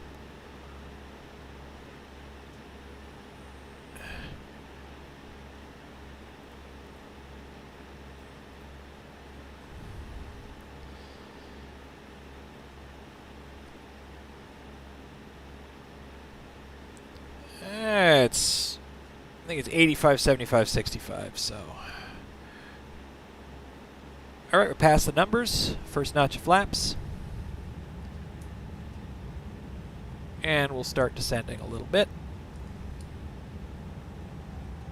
Looking for 85 knots. And then once we're on the 40, once it's 45 off of our right shoulder,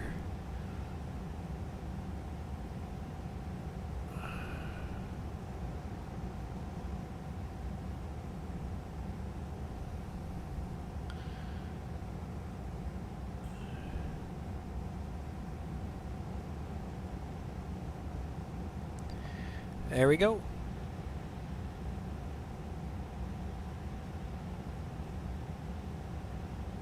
Flaps 2. Friday Harbor traffic, 996 Tango Alpha, turning right base, runway 34, full stop, Friday Harbor. And we continue to descend. We're looking for a speed of 75. All right, we're now 400 feet below pattern. Speed 75 is attained, 2 notches of flaps, we're looking good, and now we're looking for the runway, figuring out when we want to go ahead and start our turn. I want to say not yet, not yet, not yet, not yet, not yet, not yet. Now. Need to give it just a little bit more gas. Friday Harbor, System 996, Tango Alpha, turning right, turning final runway 34, full stop, Friday Harbor. All right, and flaps to 30. Okay, we're a little high, but we're on center line, so we'll fix the glide path issue. Get trimmed out here. Okay, there it is, ding, and expect another ding here. So I'm going to go ahead and throttle up and try to intercept that. 34, that's the correct heading. Throttle down just a little bit, try to sink enough that we can intercept that glide path. I should see another red ding.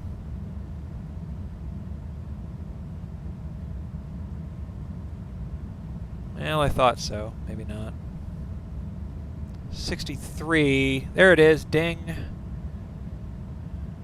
Just a tiny bit more throttle. Arrest that sink rate a little bit. Make sure that we're carrying 65 knots exactly as we go over the threshold. Little left rudder because I'm seeing a drift. Obstacles cleared. Runway is made. Look to the end. Throttle to idle.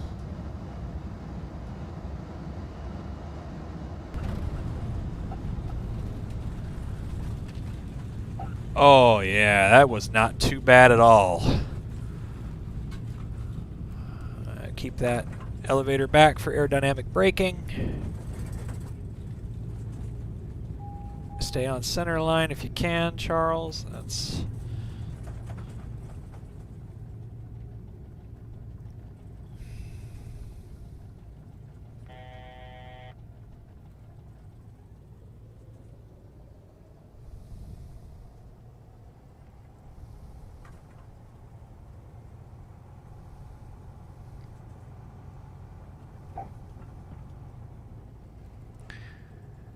Friday Harbor traffic, system 906 Tango Alpha, clear runway 34 Friday Harbor. No real room for me to do this here, but after landing checklist, flaps up. Mixture lean for the field. Lights is required, landing and strobes are off.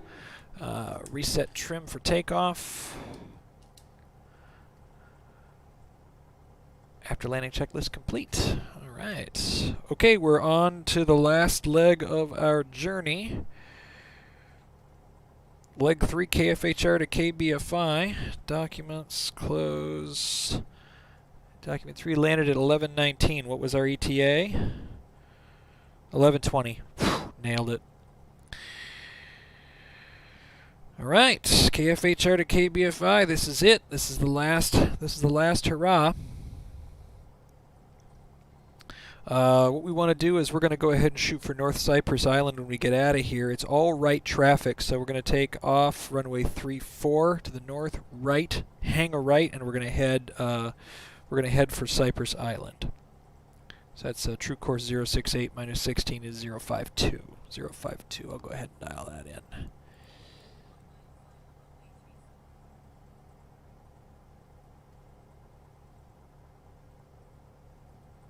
Let me get my plates. Kfhr Alpha 3 taxiway is one way. I'll go ahead and taxi customs and swing around.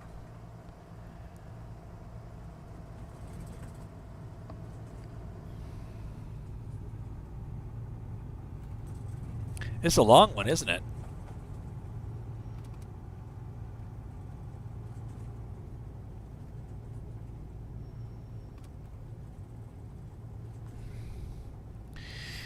In the real world, I would be taking a lot of breaks, and I would probably be getting more fuel too. But we've been burning so little fuel that I'm not really concerned about it. So, whoa, this is a little bit of a hill here. We're going downhill. This is like soapbox derby. Just sliding down the hill.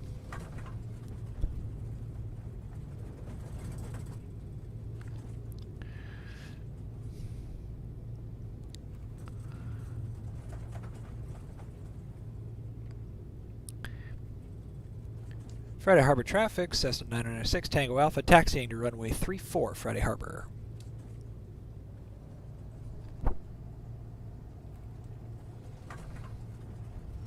Gonna be a little bit of a bump here. I don't want to go flying over this. A little bit of texture on this runway. Whoa! Use a little left aileron there to make sure that I don't tip over. Alright, that's Alpha 2. I'm looking for Alpha 1. Oh yeah. Oh, 23 knots. It's still downhill. Ugh. Careful. Watch your ground speed. What's your ground speed there, Maverick?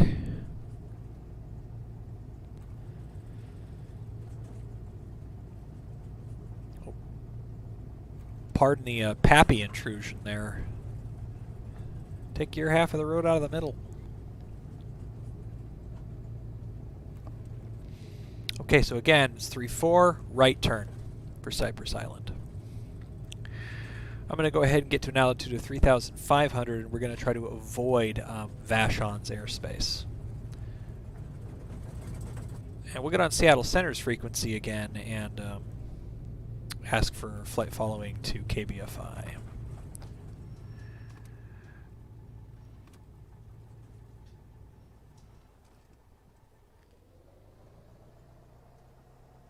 Okay, before we take the runway, let's do lights, camera, 1200 alt, action, mixture full rich. Tanks are still on both, we're good. Friday Harbor traffic, Cessna 996, Tango Alpha taking runway 34 for eastbound departure, Friday Harbor. We're out of here, friends. Let's get rolling.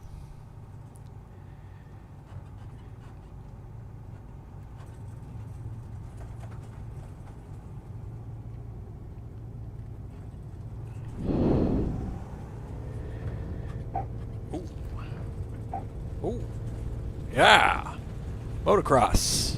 Alright, airspeed is live. Instruments are in the green. 55 knots.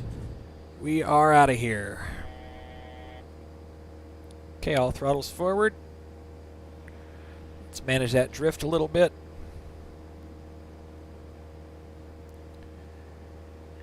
I did not set my flight management computer. I should have done that. I should have set my GPS. I will have to set it while I am on the road. Once we're 800 feet, I'm going to go ahead and right turn out of here, and we'll start our climb for 3,500. And I'll use the autopilot for that.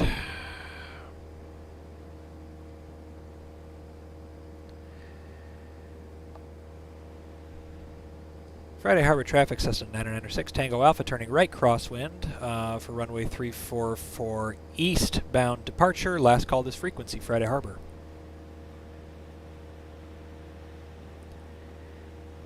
All right. Heading. VS. Actually, not correct. FLC. At 74. AP active and climbing for 73 knots. Off we go. Alright, and as I climb out, we'll do our climb checklist here. En route climb airspeed 70 to 85. Yes. Throttle full. Yes. Mixture rich. En route climb checklist complete. All right, let's go ahead and punch in some coordinates real quick. This is really not that tough. It's just flight plan. Clear, enter. Clear, enter. K. B. V. S.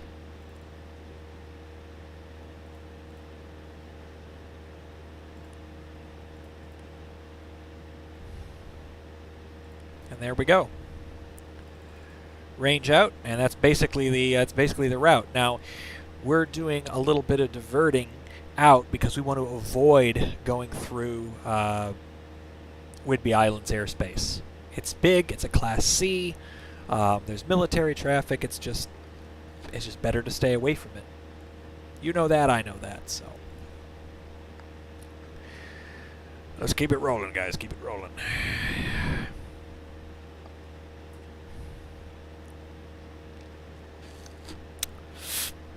We took off at looks like 11:23, I think. 11:23.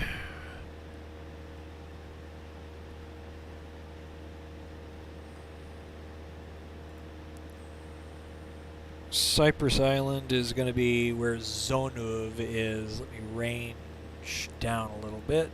Yeah, Zonuv. So we're heading right to the north tip of that island, and when we do that, then we'll turn to head towards Skagit. And then I'll go ahead and pick up my timing at that point. All right, almost at 3,500. At that point, we'll run our cruise checklist, and we'll be on our way home.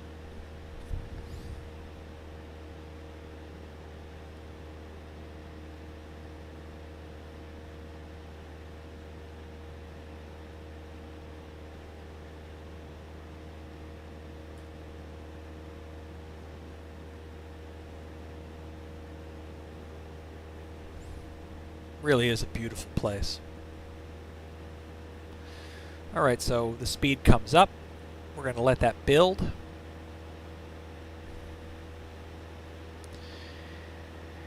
And then we bring our throttle back, stabilize the speed, then we'll go ahead and run our cruise checklist. We'll lean out the mixture, and then we should be good for the remainder of the cruise portion of the flight until we start our descent somewhere probably around south of Lake Stevens. So back comes the throttle, 2,400 RPM, that looks pretty good. All right, let's go ahead and lean it out.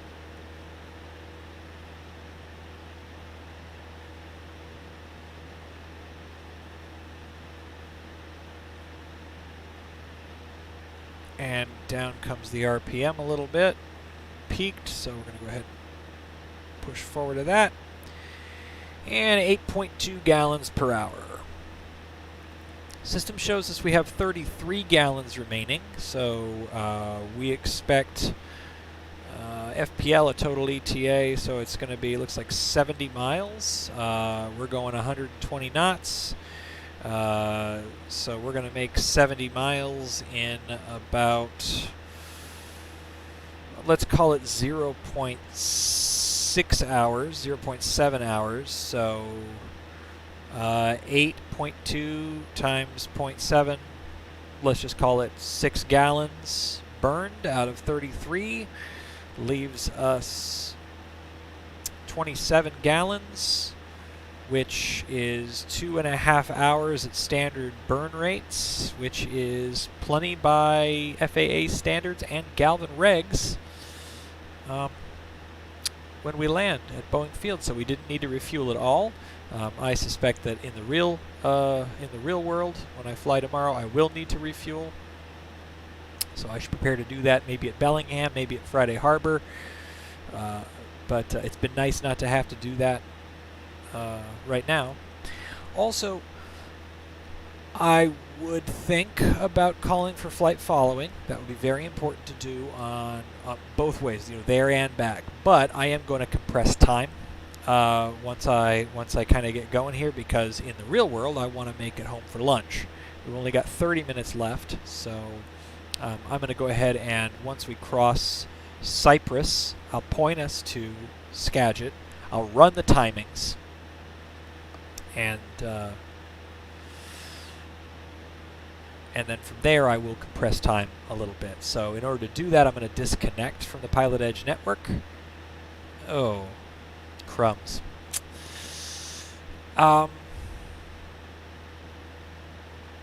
They don't like it when you do that, because I was thinking about reconnecting to the Pilot Edge network when I, get to Kbfi. The problem is they don't like you popping in and out, and I don't blame them. That's weird. It messes with them. So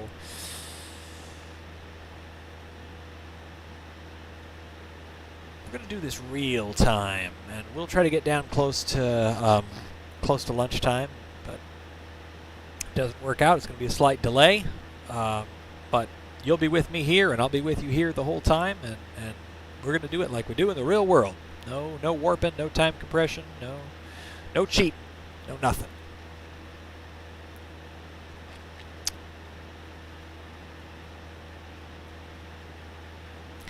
All right, we're coming up on the north edge of Cypress Island, right there. Once we cross that, we'll go ahead and point for Skagit. I'll do a direct to Skagit again. Then I can just fly the nav line.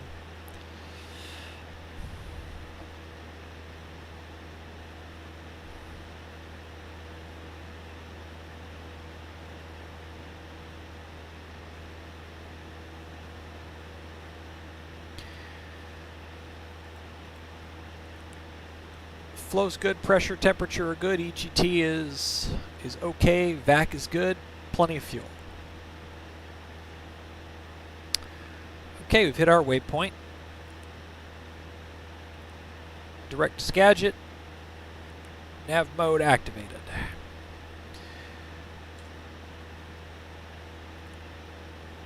Go ahead and start a timer. Total to Burlington is 16. So that's going to be 8 minutes. We ETA 8 minutes for that. 9 minutes, that's 17. 6 minutes, that's 23. 7 minutes, it's 30. 8 minutes, it's 38. 4 minutes, that's 42. And 5 minutes for landing, 47. So we expect to be on the ground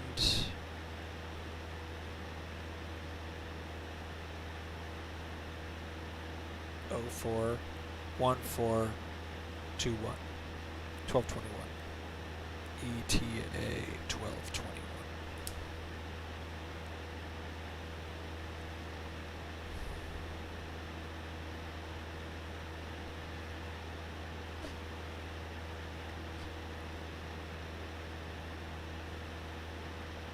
Hang on, I got traffic.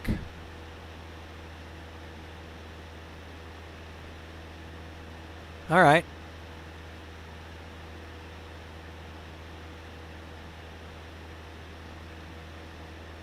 What the hell?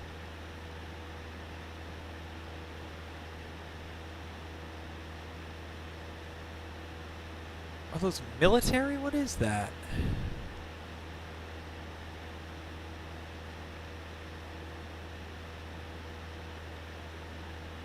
That was bizarre. Yeah, there he is again.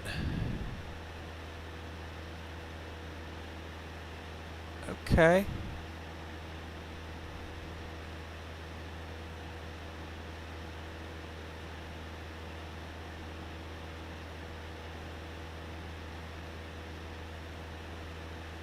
Yeah, that would be military. I mean, they kind of look like jumbo jets, but the way they're moving.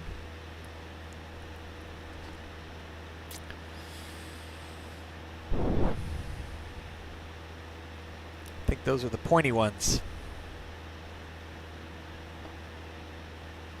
Go ahead and hit the heading bug. And put it back on heading mode because we're going to overfly Skagit a little bit so that when we go south from there, we're not cutting right against the edge of this. We want to give ourselves a little bit of distance from that airspace. Okay, there they are again.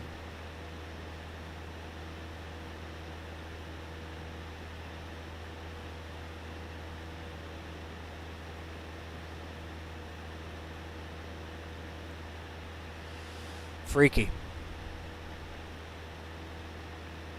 They're pretty cool though.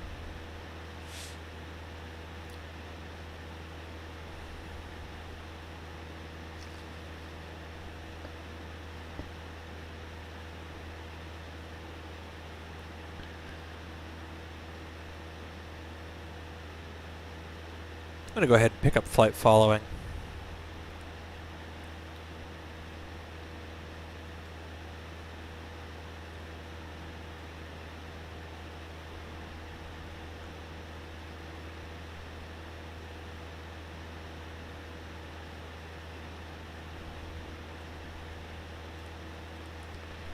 Seattle Center, Skyhawk 996, Tango Alpha, 3,500 feet, 12 miles north of Whidbey with request.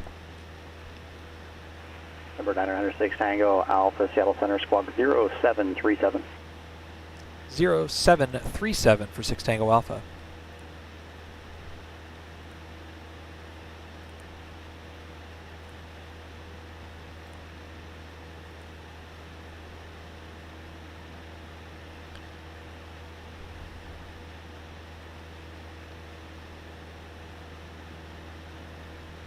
Where'd those guys go? Skyhawk 6 Tango Alpha, thanks. Radar contact 18 north of Penn Cove. Verify altitude with your request. 6 Tango Alpha, altitude 3,500 feet. And what is your request? I'd like to pick up VFR flight following to Boeing Field. Number 6 Tango Alpha, Ryder.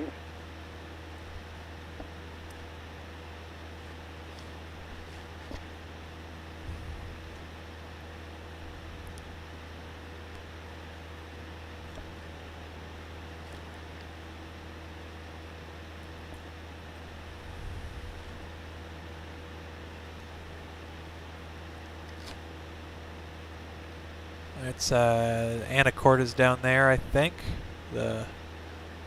All the oil works, all that stuff. Okay, this is Skagit right here, and there's that snaky bend again, right? So that's going to be the town of Burlington on the left and Mount Vernon on the right. If it was night, we'd be able to see I-5 all lit up. You could just follow I-5 all the way home. We're not going to do quite that.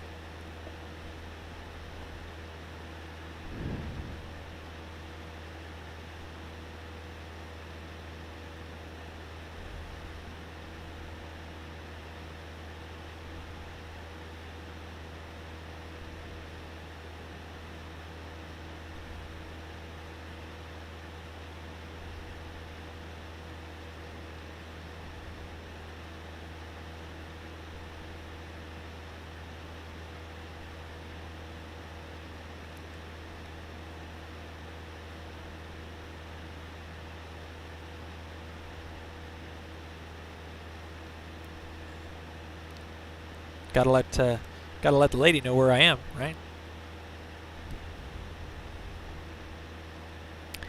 All right, then we're crossing over Skagit, and it's going to be about 7 minutes by the timer. Did we expect that? We expected about 8 minutes, so that's not bad. Time is 11:40.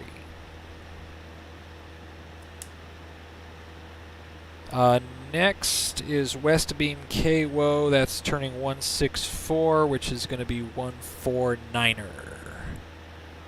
149er. But we're going to go ahead and shoot out a little bit further before we make that turn again, because we don't want to be kissing the edge of that Class Charlie airspace. It's better to leave them alone.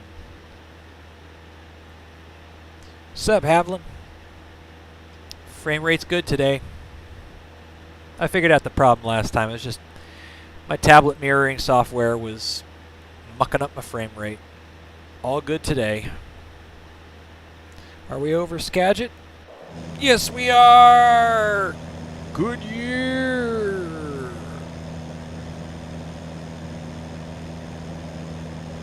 Skagit Regional.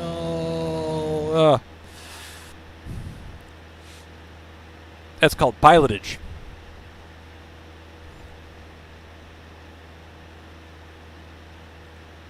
Okay, as I said, that was going to be 149er.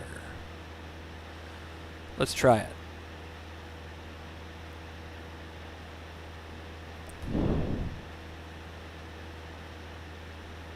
And start the timer. Just like that. We're doing 114 knots, which is decent. So it's going to take us, let's call it 10 minutes. 11:50, 11:55, 12:02, 12:10, 12:05, or 12:15, and 12:20. Still looking good for about 12:20 or 12:21 on the ground at Kbfi. So where we're headed now, we're going to be west of Beam KWO, so now it's going to be on our left as we head back.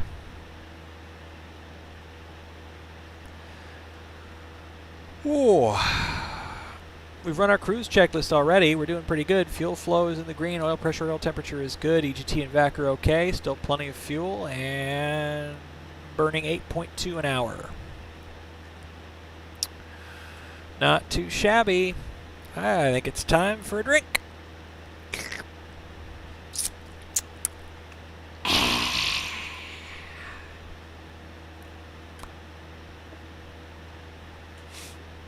Do the crossword.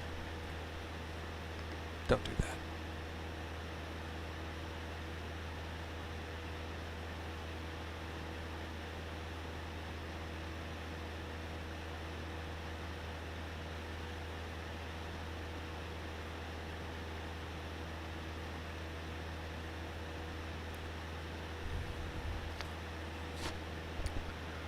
Anybody out here? I want to pin up.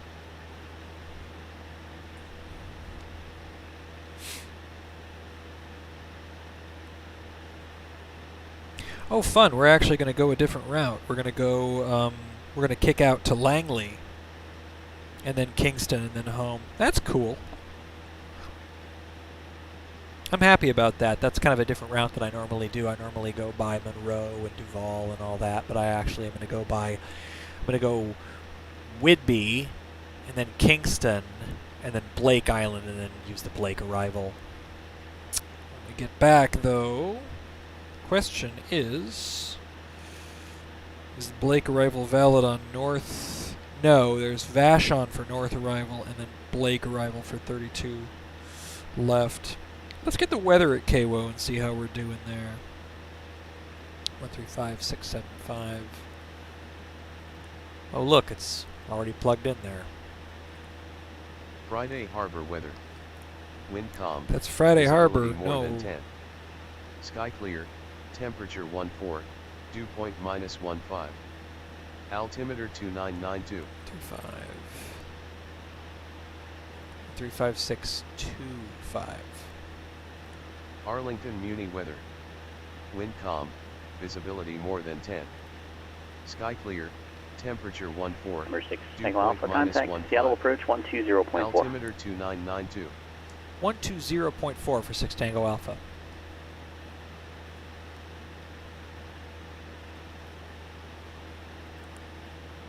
Arlington Muni weather. Wind calm. Visibility more than 10. Sky clear. Seattle approach, Cessna 996, Tango Alpha, 3,500 feet with you. Number 996, Tango Alpha, Seattle approach, Boeing altimeter 3020. Advise when you have the ATIS. We'll advise when we have the ATIS. Thank you, 6 Tango Alpha. 3020? Weird. Okay.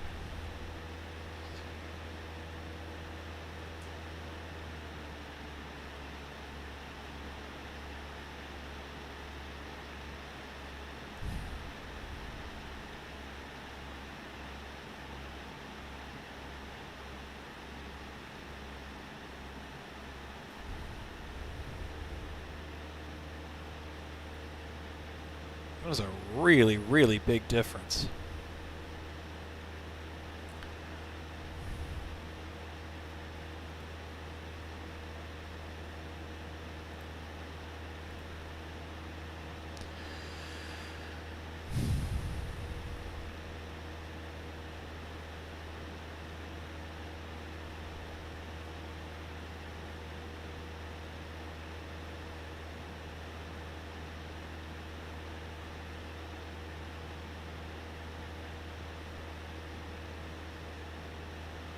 And what did we expect? We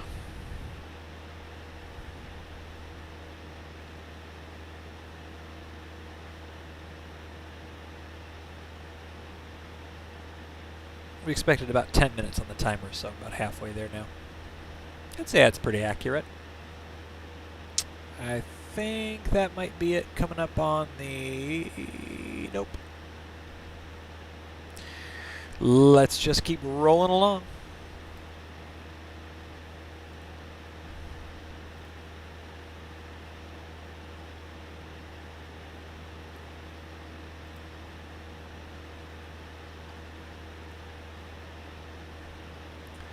Alright, 2400 RPM, looking like a good cruise. All the needles are in the green, plenty fuel still. we've got a total of 44 miles left to go straight line distance to Kbfi.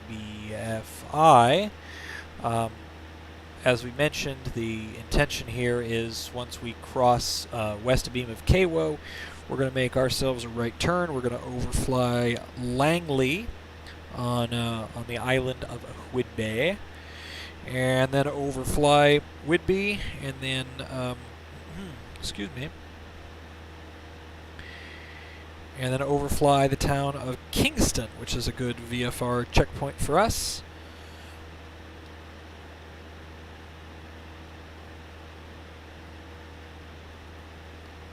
And then south to Blake Island, and at that point we'll pick up the Blake arrival for Kbfi, and that will complete today's solo cross-country simulated flight in preparation for tomorrow's actual cross-country flight. Oh yeah, Havlin wants to know the flight plan. Not a problem. Here's the deal. It's not going to show you what my actual flight plan is. If I range out real quick, it's KBVS all the way into Kbfi, but what I'm actually going to do is once I'm west of Beam Kwo, if you watch my cursor here, I'm actually going to overfly the town of Langley, which is right here. This is W10, Whidbey Air Park. And then, let me see if I can do this, push to pan. Ooh. Then I'm going to overfly Kingston, which is here near WA61. You can't see that. I could probably range in a little bit, maybe. Well, W61 is supposed to be here. Overfly Kingston. South, south, south, south, south until Blake Island, and then I'll be ready to go into Kbfi. So it's not shown very well by the waypoints, but that's because it takes a long time to enter the darn things. And so I've got a little bit of an altered flight plan that I'm running on my tablet. You are welcome, sir. You are welcome. All right, Kwo is going to be off of our left here in just a moment. Spec that's it right over. Nope. Yes, actually it's right. Let me see if I can get. Oh God. Oh God. There it is. You can barely read Arlington upside down. So that's Kwo. And I'm just about to beam it. I ain't afeard of him. West of beam Kwo now. 9 minutes 23 seconds. Pretty good job on the timer, if I do say so myself. So I tell you what I'll do. Watch this. I'm going to go flight plan. I'm going to go over like this. I'm going to hit W.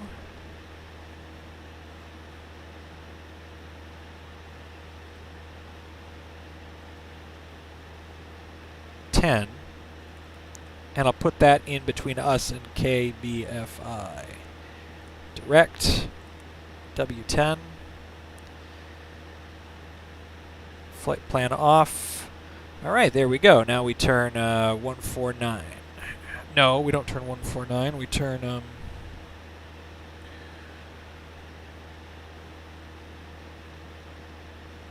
looks like 208, if I don't miss my guess.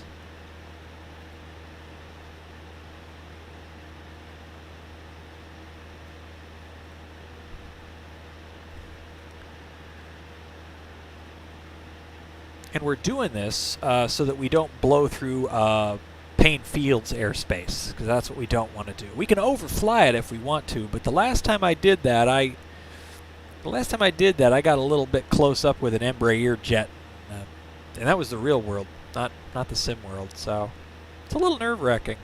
It was completely safe, but you kind of don't want to.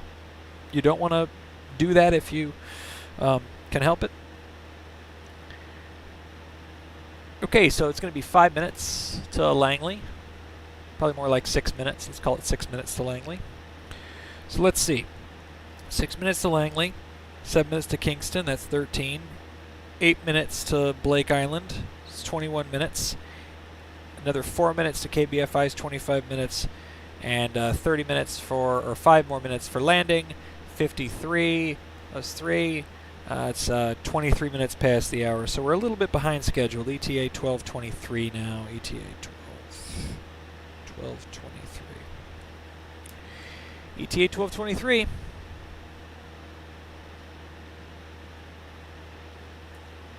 So here's the crazy part about this, right? I started this whole thing around, let's see. I took off at 10:03, and I'm going to get in at 12:23, so it's 2.5 hours, 2.5 hours of engine time. I've got myself booked 6 whole hours, though, for the real flight tomorrow, and that's good because there's going to be a lot of ground operating time. I want to stop the engine. I'm going to need a refuel. I want to get out. I want to have a sip of water. I want to actually get my little Washington passport book stamped at BLI and then Friday Harbor. I'm really excited Pain about clearance, that. Skyhawk 435 Sierra Papa, looking to pick up our IFR to Skagit Bayview with Zulu.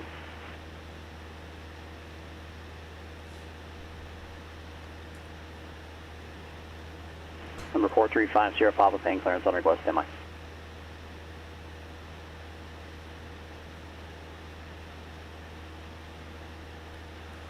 Okay, now down here is... Let me see if I got that right. That's not... basically right there is the town of Langley. This little beach and this kind of stuff.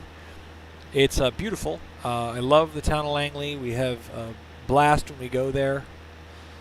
A lot of fun. Whidbey Air Park is like supposed to be right up there somewhere. There it is. You could just barely see it. That's the 435 Sierra Papa, pain clearance, cleared to the Skagit Regional Airport, pain 6 departure. So as soon as we hit the Radar shore... vectors, pain VOR, Barkle, and then direct. Maintain at 2,000, expect 5,000 within 5 minutes. Langley to Kingston 1904, Seattle which is departure actually 120.4, squawk 3255. Skyhawk 5 Sierra Papa is cleared to Skagit Bayview via the Pain 6, radar vectors, Pain VOR, Barkle, then direct, 2,000, expect 5,000 within 5, 120.4 and 3255, 5 Sierra Papa. Number 5 Sierra Papa, read back correct. Okay, so we're a little ahead of the game. We're actually going faster than expected. We're crossing over Langley right about now. Funk soul brother. 194 Langley to Kingston 194 minus 15 179.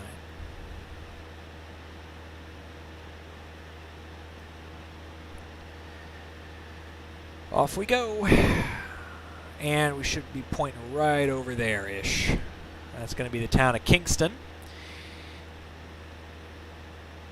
It's right in this notch right here, right there. No cross-track error. There's no crosswind to speak of, so I think I should be able. I think there's WA61, but that's a restricted airfield. It's called Thompson. Doesn't really mean anything to me. So we don't have another waypoint at this point. We're just going to make it look like we're going direct to Kbfi. What we know is Kingston plus Blake Island, Langley to Kingston is 14 plus 16, so it's 30 miles total to Blake Island. So we should be able to see things pretty soon. Once we get to Kingston, we will descend to 1500, cross Blake Island, left turn at Blake Island. We're going to get the weather on our way down. Pain ground, Skyhawk 435 Sierra Papa, central ramp, ready taxi, IFR with Zulu. Okay, so you hear that guy. He's at Payne Field. It's right over here. 435 Sierra Papa, Payne, ground, runway 16 right, taxi via Charlie and Alpha. So he's going to take off right via Charlie Alpha, 5 Sierra Papa. the same way I'm going, because I'm going 18. He's going to taxi. He's going to take off 16, and he's going to turn around and go for Skagit. So if he right turns, that's not going to be super great. I don't want him getting close to me. 16 though, I think is left traffic. 16. Oh gosh. Right is right traffic. So if he's taking off one way, 16 right, it's right traffic. We'll just have to watch for him. Again, he's going to head back this way, and we're probably going to be past him, because I'm going to be a beam here at KPAE not that long. Be interesting to see him, though, if we can actually see him. Maybe we can see him take off. I don't really know. Probably going to take him a while to taxi. I don't really know where he is.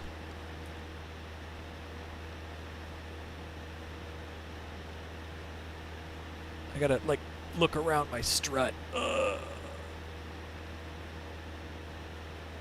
No idea. What's that in the water? A tiny sailboat.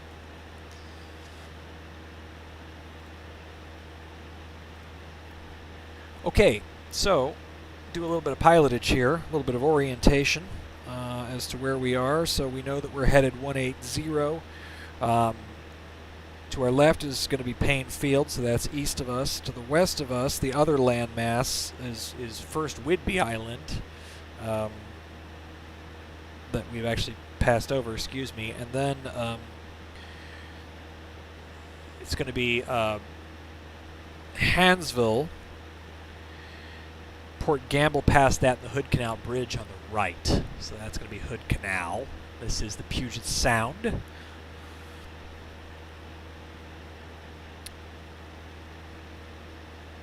The town of Kingston is where we're pointed. It's going to be in this, it should be in this little notch right here. That's going to be Kingston. So then you make a hop. It goes Kingston, Indianola, Port Madison,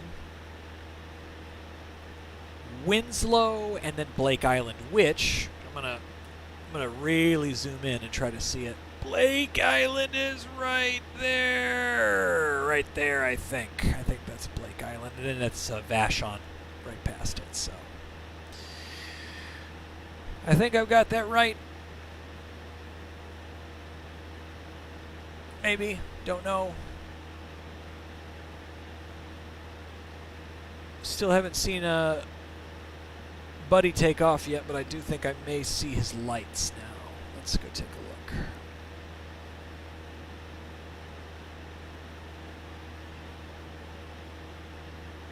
Nope, no idea. But he's probably talking to Payne Tower right now.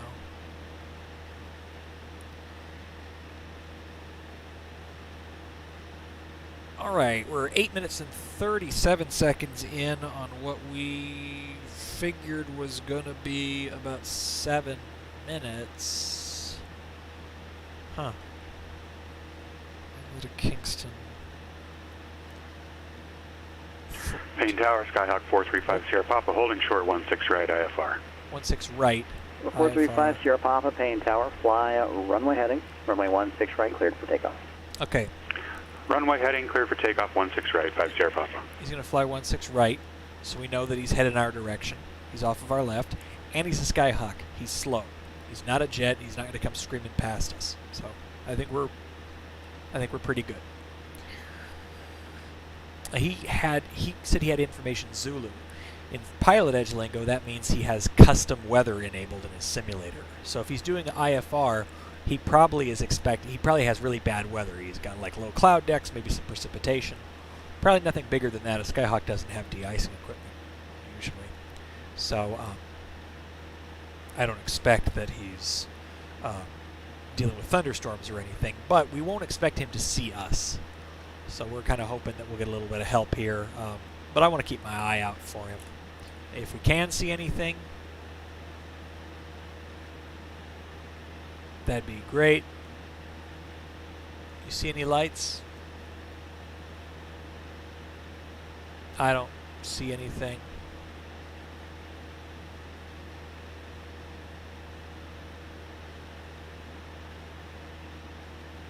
I don't see anything.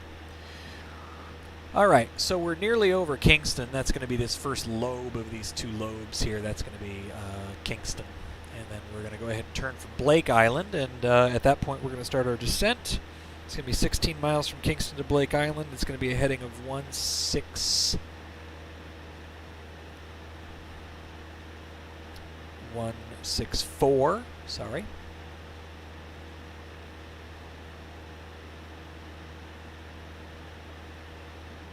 Okay, there's Kingston.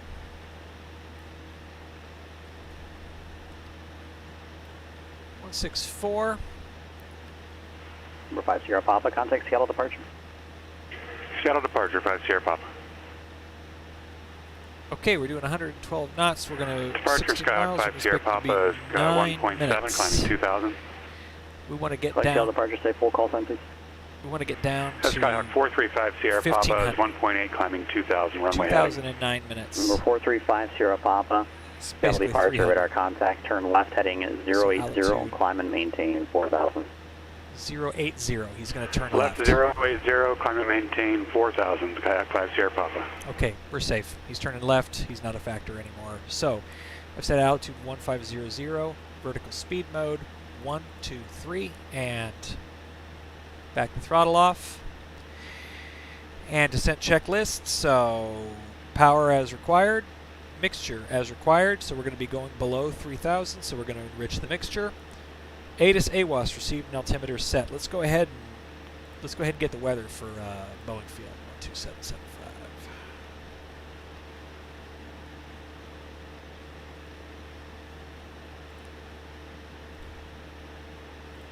Boeing assignment and hold short instructions. Advise on initial contact. You have information, Romeo. Romeo. Boeing King County Airport. ATIS information, Romeo. 1753 Zulu.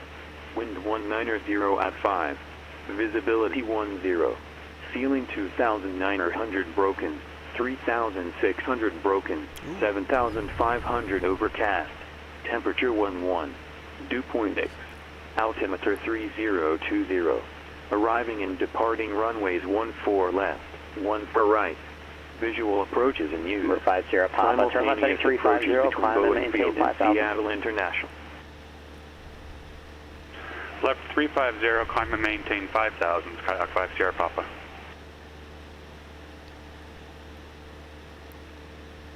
Seattle approach Cessna 906 Tango Alpha. We got the weather for Boeing Field. Number 6 Tango Alpha, roger. I have Romeo up now, altimeter 3020. Let me know when you have the airport in sight. We'll let you know when we have the airport in sight, and confirming we've got Romeo.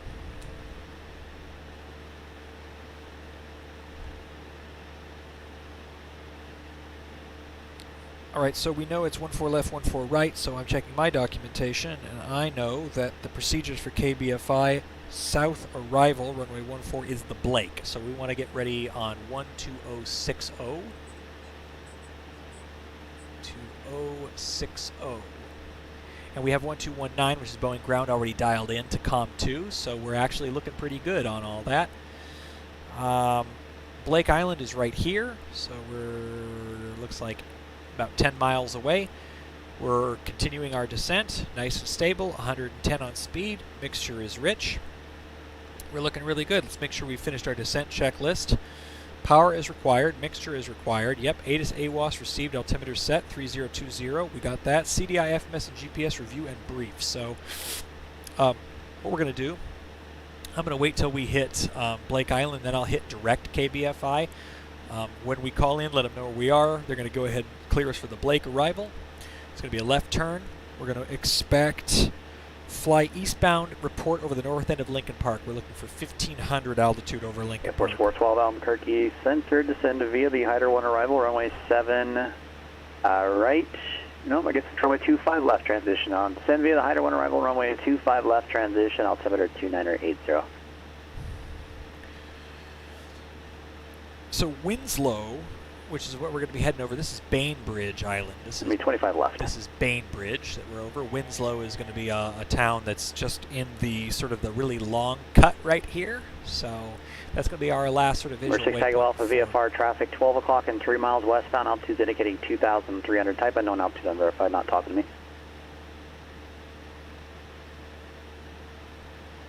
6 Tango Alpha's got that traffic in sight. Number 5 Sierra Papa, say request enable. 5 Sierra Papa would like to request the RNAV 29. They're not talking to you. I'm going to kick your ass out Number for that 5 kind of Sierra thing. Papa, clear direct Barkle. Cross Barkle at 5,000. Cleared the RNAV. Runway 29 approach. Direct Barkle, cross Barkle at 5,000, cleared RNAV 29 approach into Bayview. Okay, so there's Skyhawk 5 Sierra there's Papa. Seattle, there's the Duwamish, and there's Kbfi.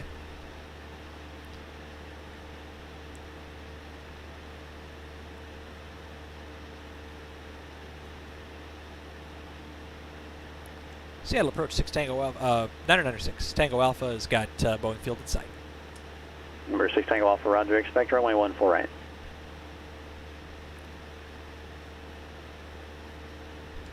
6 Tango Alpha. 14 right, that's what we would expect. So that's Number awesome. 6 Tango Alpha, radar service terminated. Contact Boeing Tower 120.6. We'll see ya. Boeing Tower 120.6 for 6 Tango Alpha. Thanks for your help. VFR squawk. And we're coming down to 1500. Speed's still good. Engine instruments are in the green. Blake Island is ahead. Range in a little bit. About 5 nautical miles to Blake. As soon as we cross Blake, we'll call the tower. So we'll go ahead. Like I said, radar service is terminated. So boom, boom. And COM1 mic, and we're switched. And I'm going to go ahead and I'm going to go like this. Boom, boom, switch to ground. We're going to pre-warm that in COM2 so it's easy to switch when we get on the ground. 5 miles to Blake. Time now is 12:10.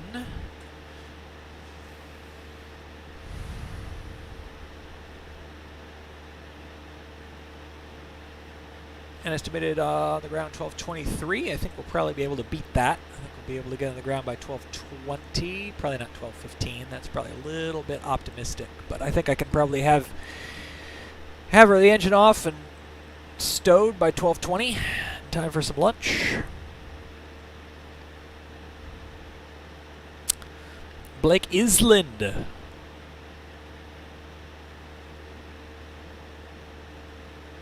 I believe right there, that's the town of Winslow and Bainbridge Island. So very pretty, very lovely. And 1500 altitude is made. So up that throttle goes. And I'll take it from here. Thank you, autopilot. Swell job.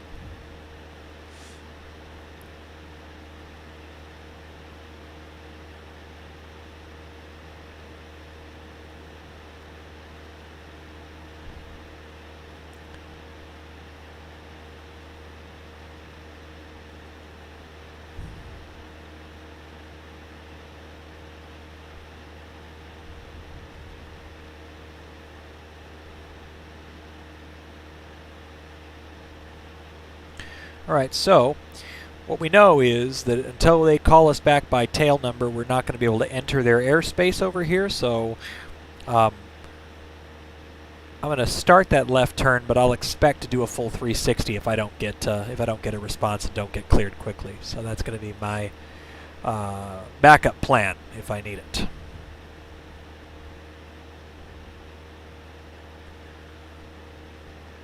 Boeing Tower, Cessna 996 Tango Alpha with Romeo over Blake Island, full stop. Number 996 Tango Alpha, Boeing Tower. Thanks for calling over Blake. And runway 14 right, cleared to land, wind calm. Cleared to land, runway 14 right, 6 Tango Alpha. They called me, they gave me clearance. I am going home. Number 6 Tango Alpha, report over Lincoln Park. 6 Tango Alpha.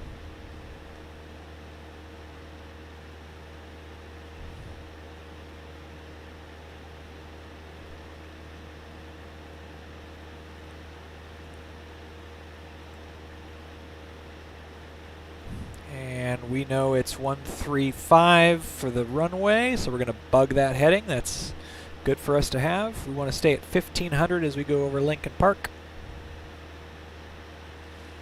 And we're going to expect this to be an extended right base for 14 right. We're landing on the big runway today.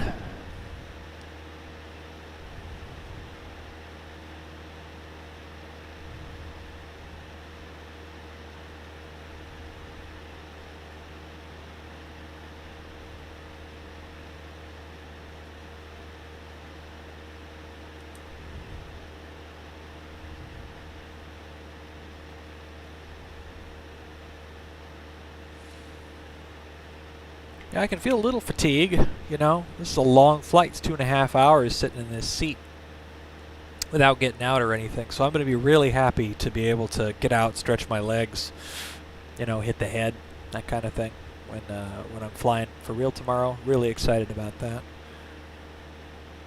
Work that trim a little bit.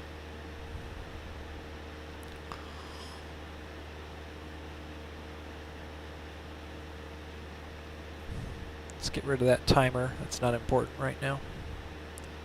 Air Force 412, contact Phoenix approach 128.65. Air Force 412. Huh.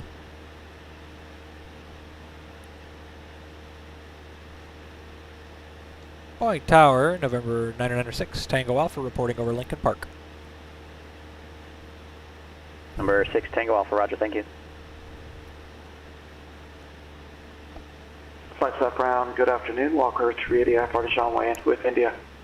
Okay, let's do our Walker 380, Flagstaff do our Ground, before landing John Wayne flow. Airport, Flagstaff Both. 1 departure. Fuel shut-off is in. Both. Mixture is rich. Filed. Keys both. Master's on. Maintain 13,000. Lights as required. Seats Phoenix and seat belts. Good. 133. And autopilot is off. 7356. Crew of the John Wayne Airport, Flagstaff 1 departure to Oates, then is filed. Climb via sit accept 13000. Flaps 10. 133.57, squawk 7356, Walker 3. I'm going to go ahead and take a slight left turn here to get perpendicular to the runway.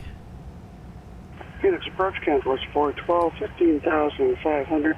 Descending with the Hyder 1. We have information alpha. We have to drop quite a bit of altitude here.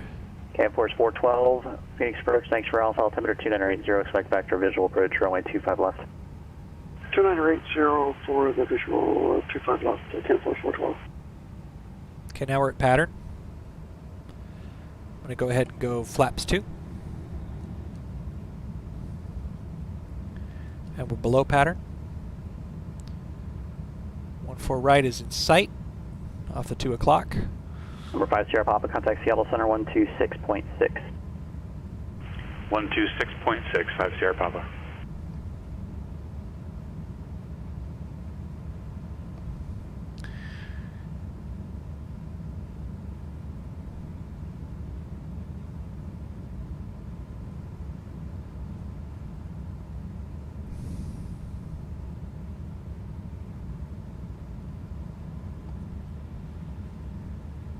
Yeah, I'm going to go Number ahead. 435 Sierra Papa, Seattle Center, and Burlington, altimeter 3020.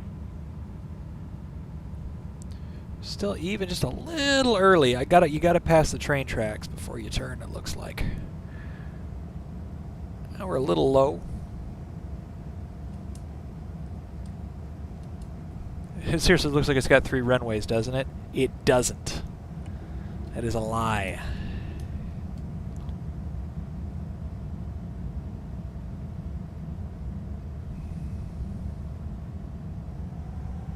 I'm going to give it some gas. We're going to arrest the descent a little bit because we're too low. So we're going to fly essentially without losing any altitude for just a moment. And you see we're holding 65, which is the right speed, but we need to establish a sync rate if we want to continue on down toward the runway. So I'm going to do that right now. I'm going to lower the throttle.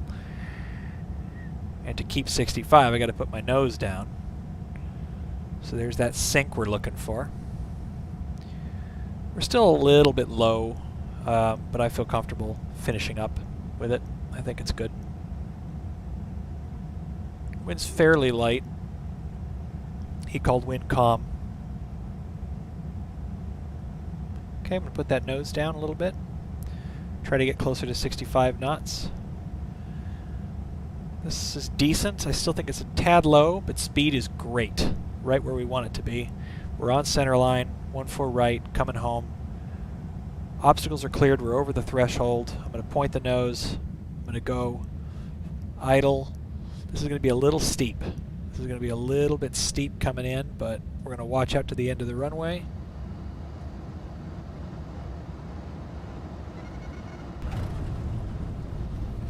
Keep that nose up, stay on center line. Nose wheels down.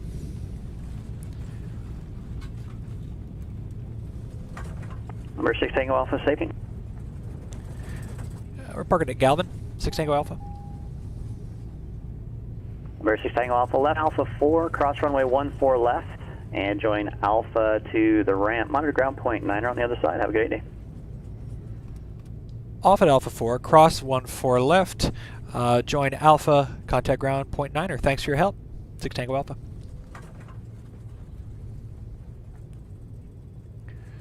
There's Alpha 4, okay to cross 14 left, which we're going to do right now. And we're on the ground at 12:20. I guess it is going to take us till 12:25 to have her shut down, but still, timing being what it wasn't too bad. Crossing 14, he's okay. We're okay to join via Alpha, so we're all set. We don't have to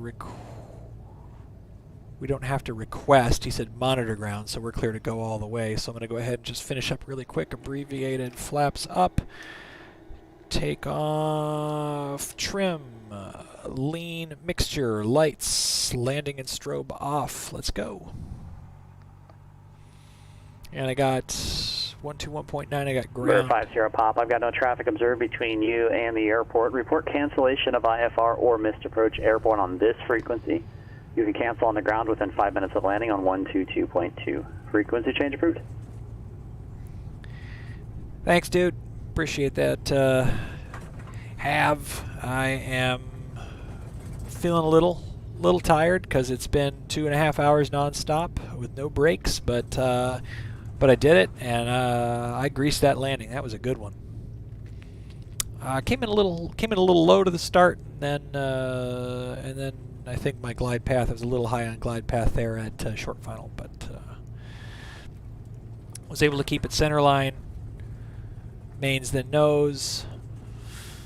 I didn't quite have the aerodynamic control I wanted at the end there. The nose came kind of down without me, but it wasn't terrible. And again, felt like I did pretty well overall. So Galvin coming right up.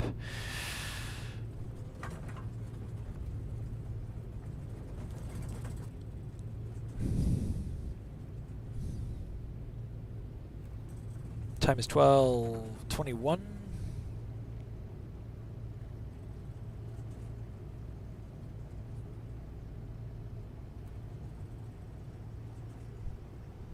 Something deflected my wheel there. It was like a little bump or something in the ground.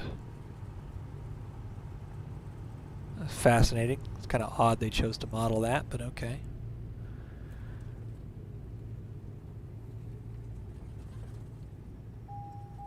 This is my stop.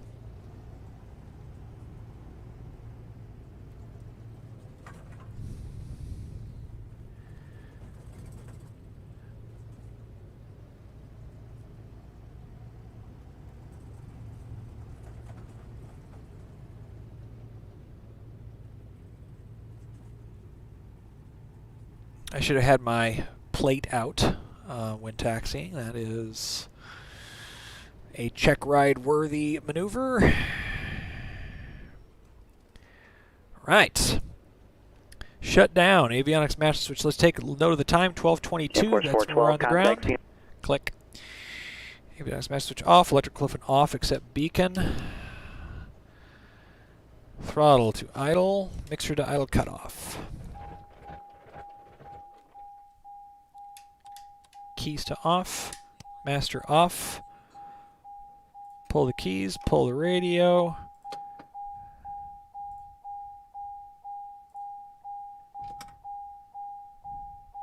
Standby battery off. Close this. Close this. Close these.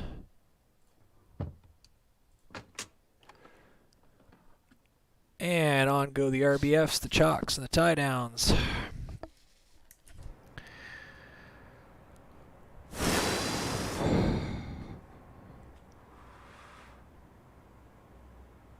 Shutdown checklist complete. We're done. We're home. What a day. It is done with 2 hours and 46 minutes of engine time. That's going to be great. Absolutely fantastic for my logbook when I do that tomorrow. I've got 6 hours to get a 2 hour and 45 minute flight completed, and so that'll add in some ground time, some relaxing time, some time to see the sights. Overall, I had a great time with this. I feel a little bit tired, but I'm flying, and honestly, that beats the best day anywhere else. So thanks for joining me. For those of you who are the long haulers that stayed with me all 2 hours and 47 minutes, thank you. That was really great to have you on board, and I'm really excited to do this for real. I'll have the cameras on there with me tomorrow, and I'll have all the action cut and printed for you in a couple of days. So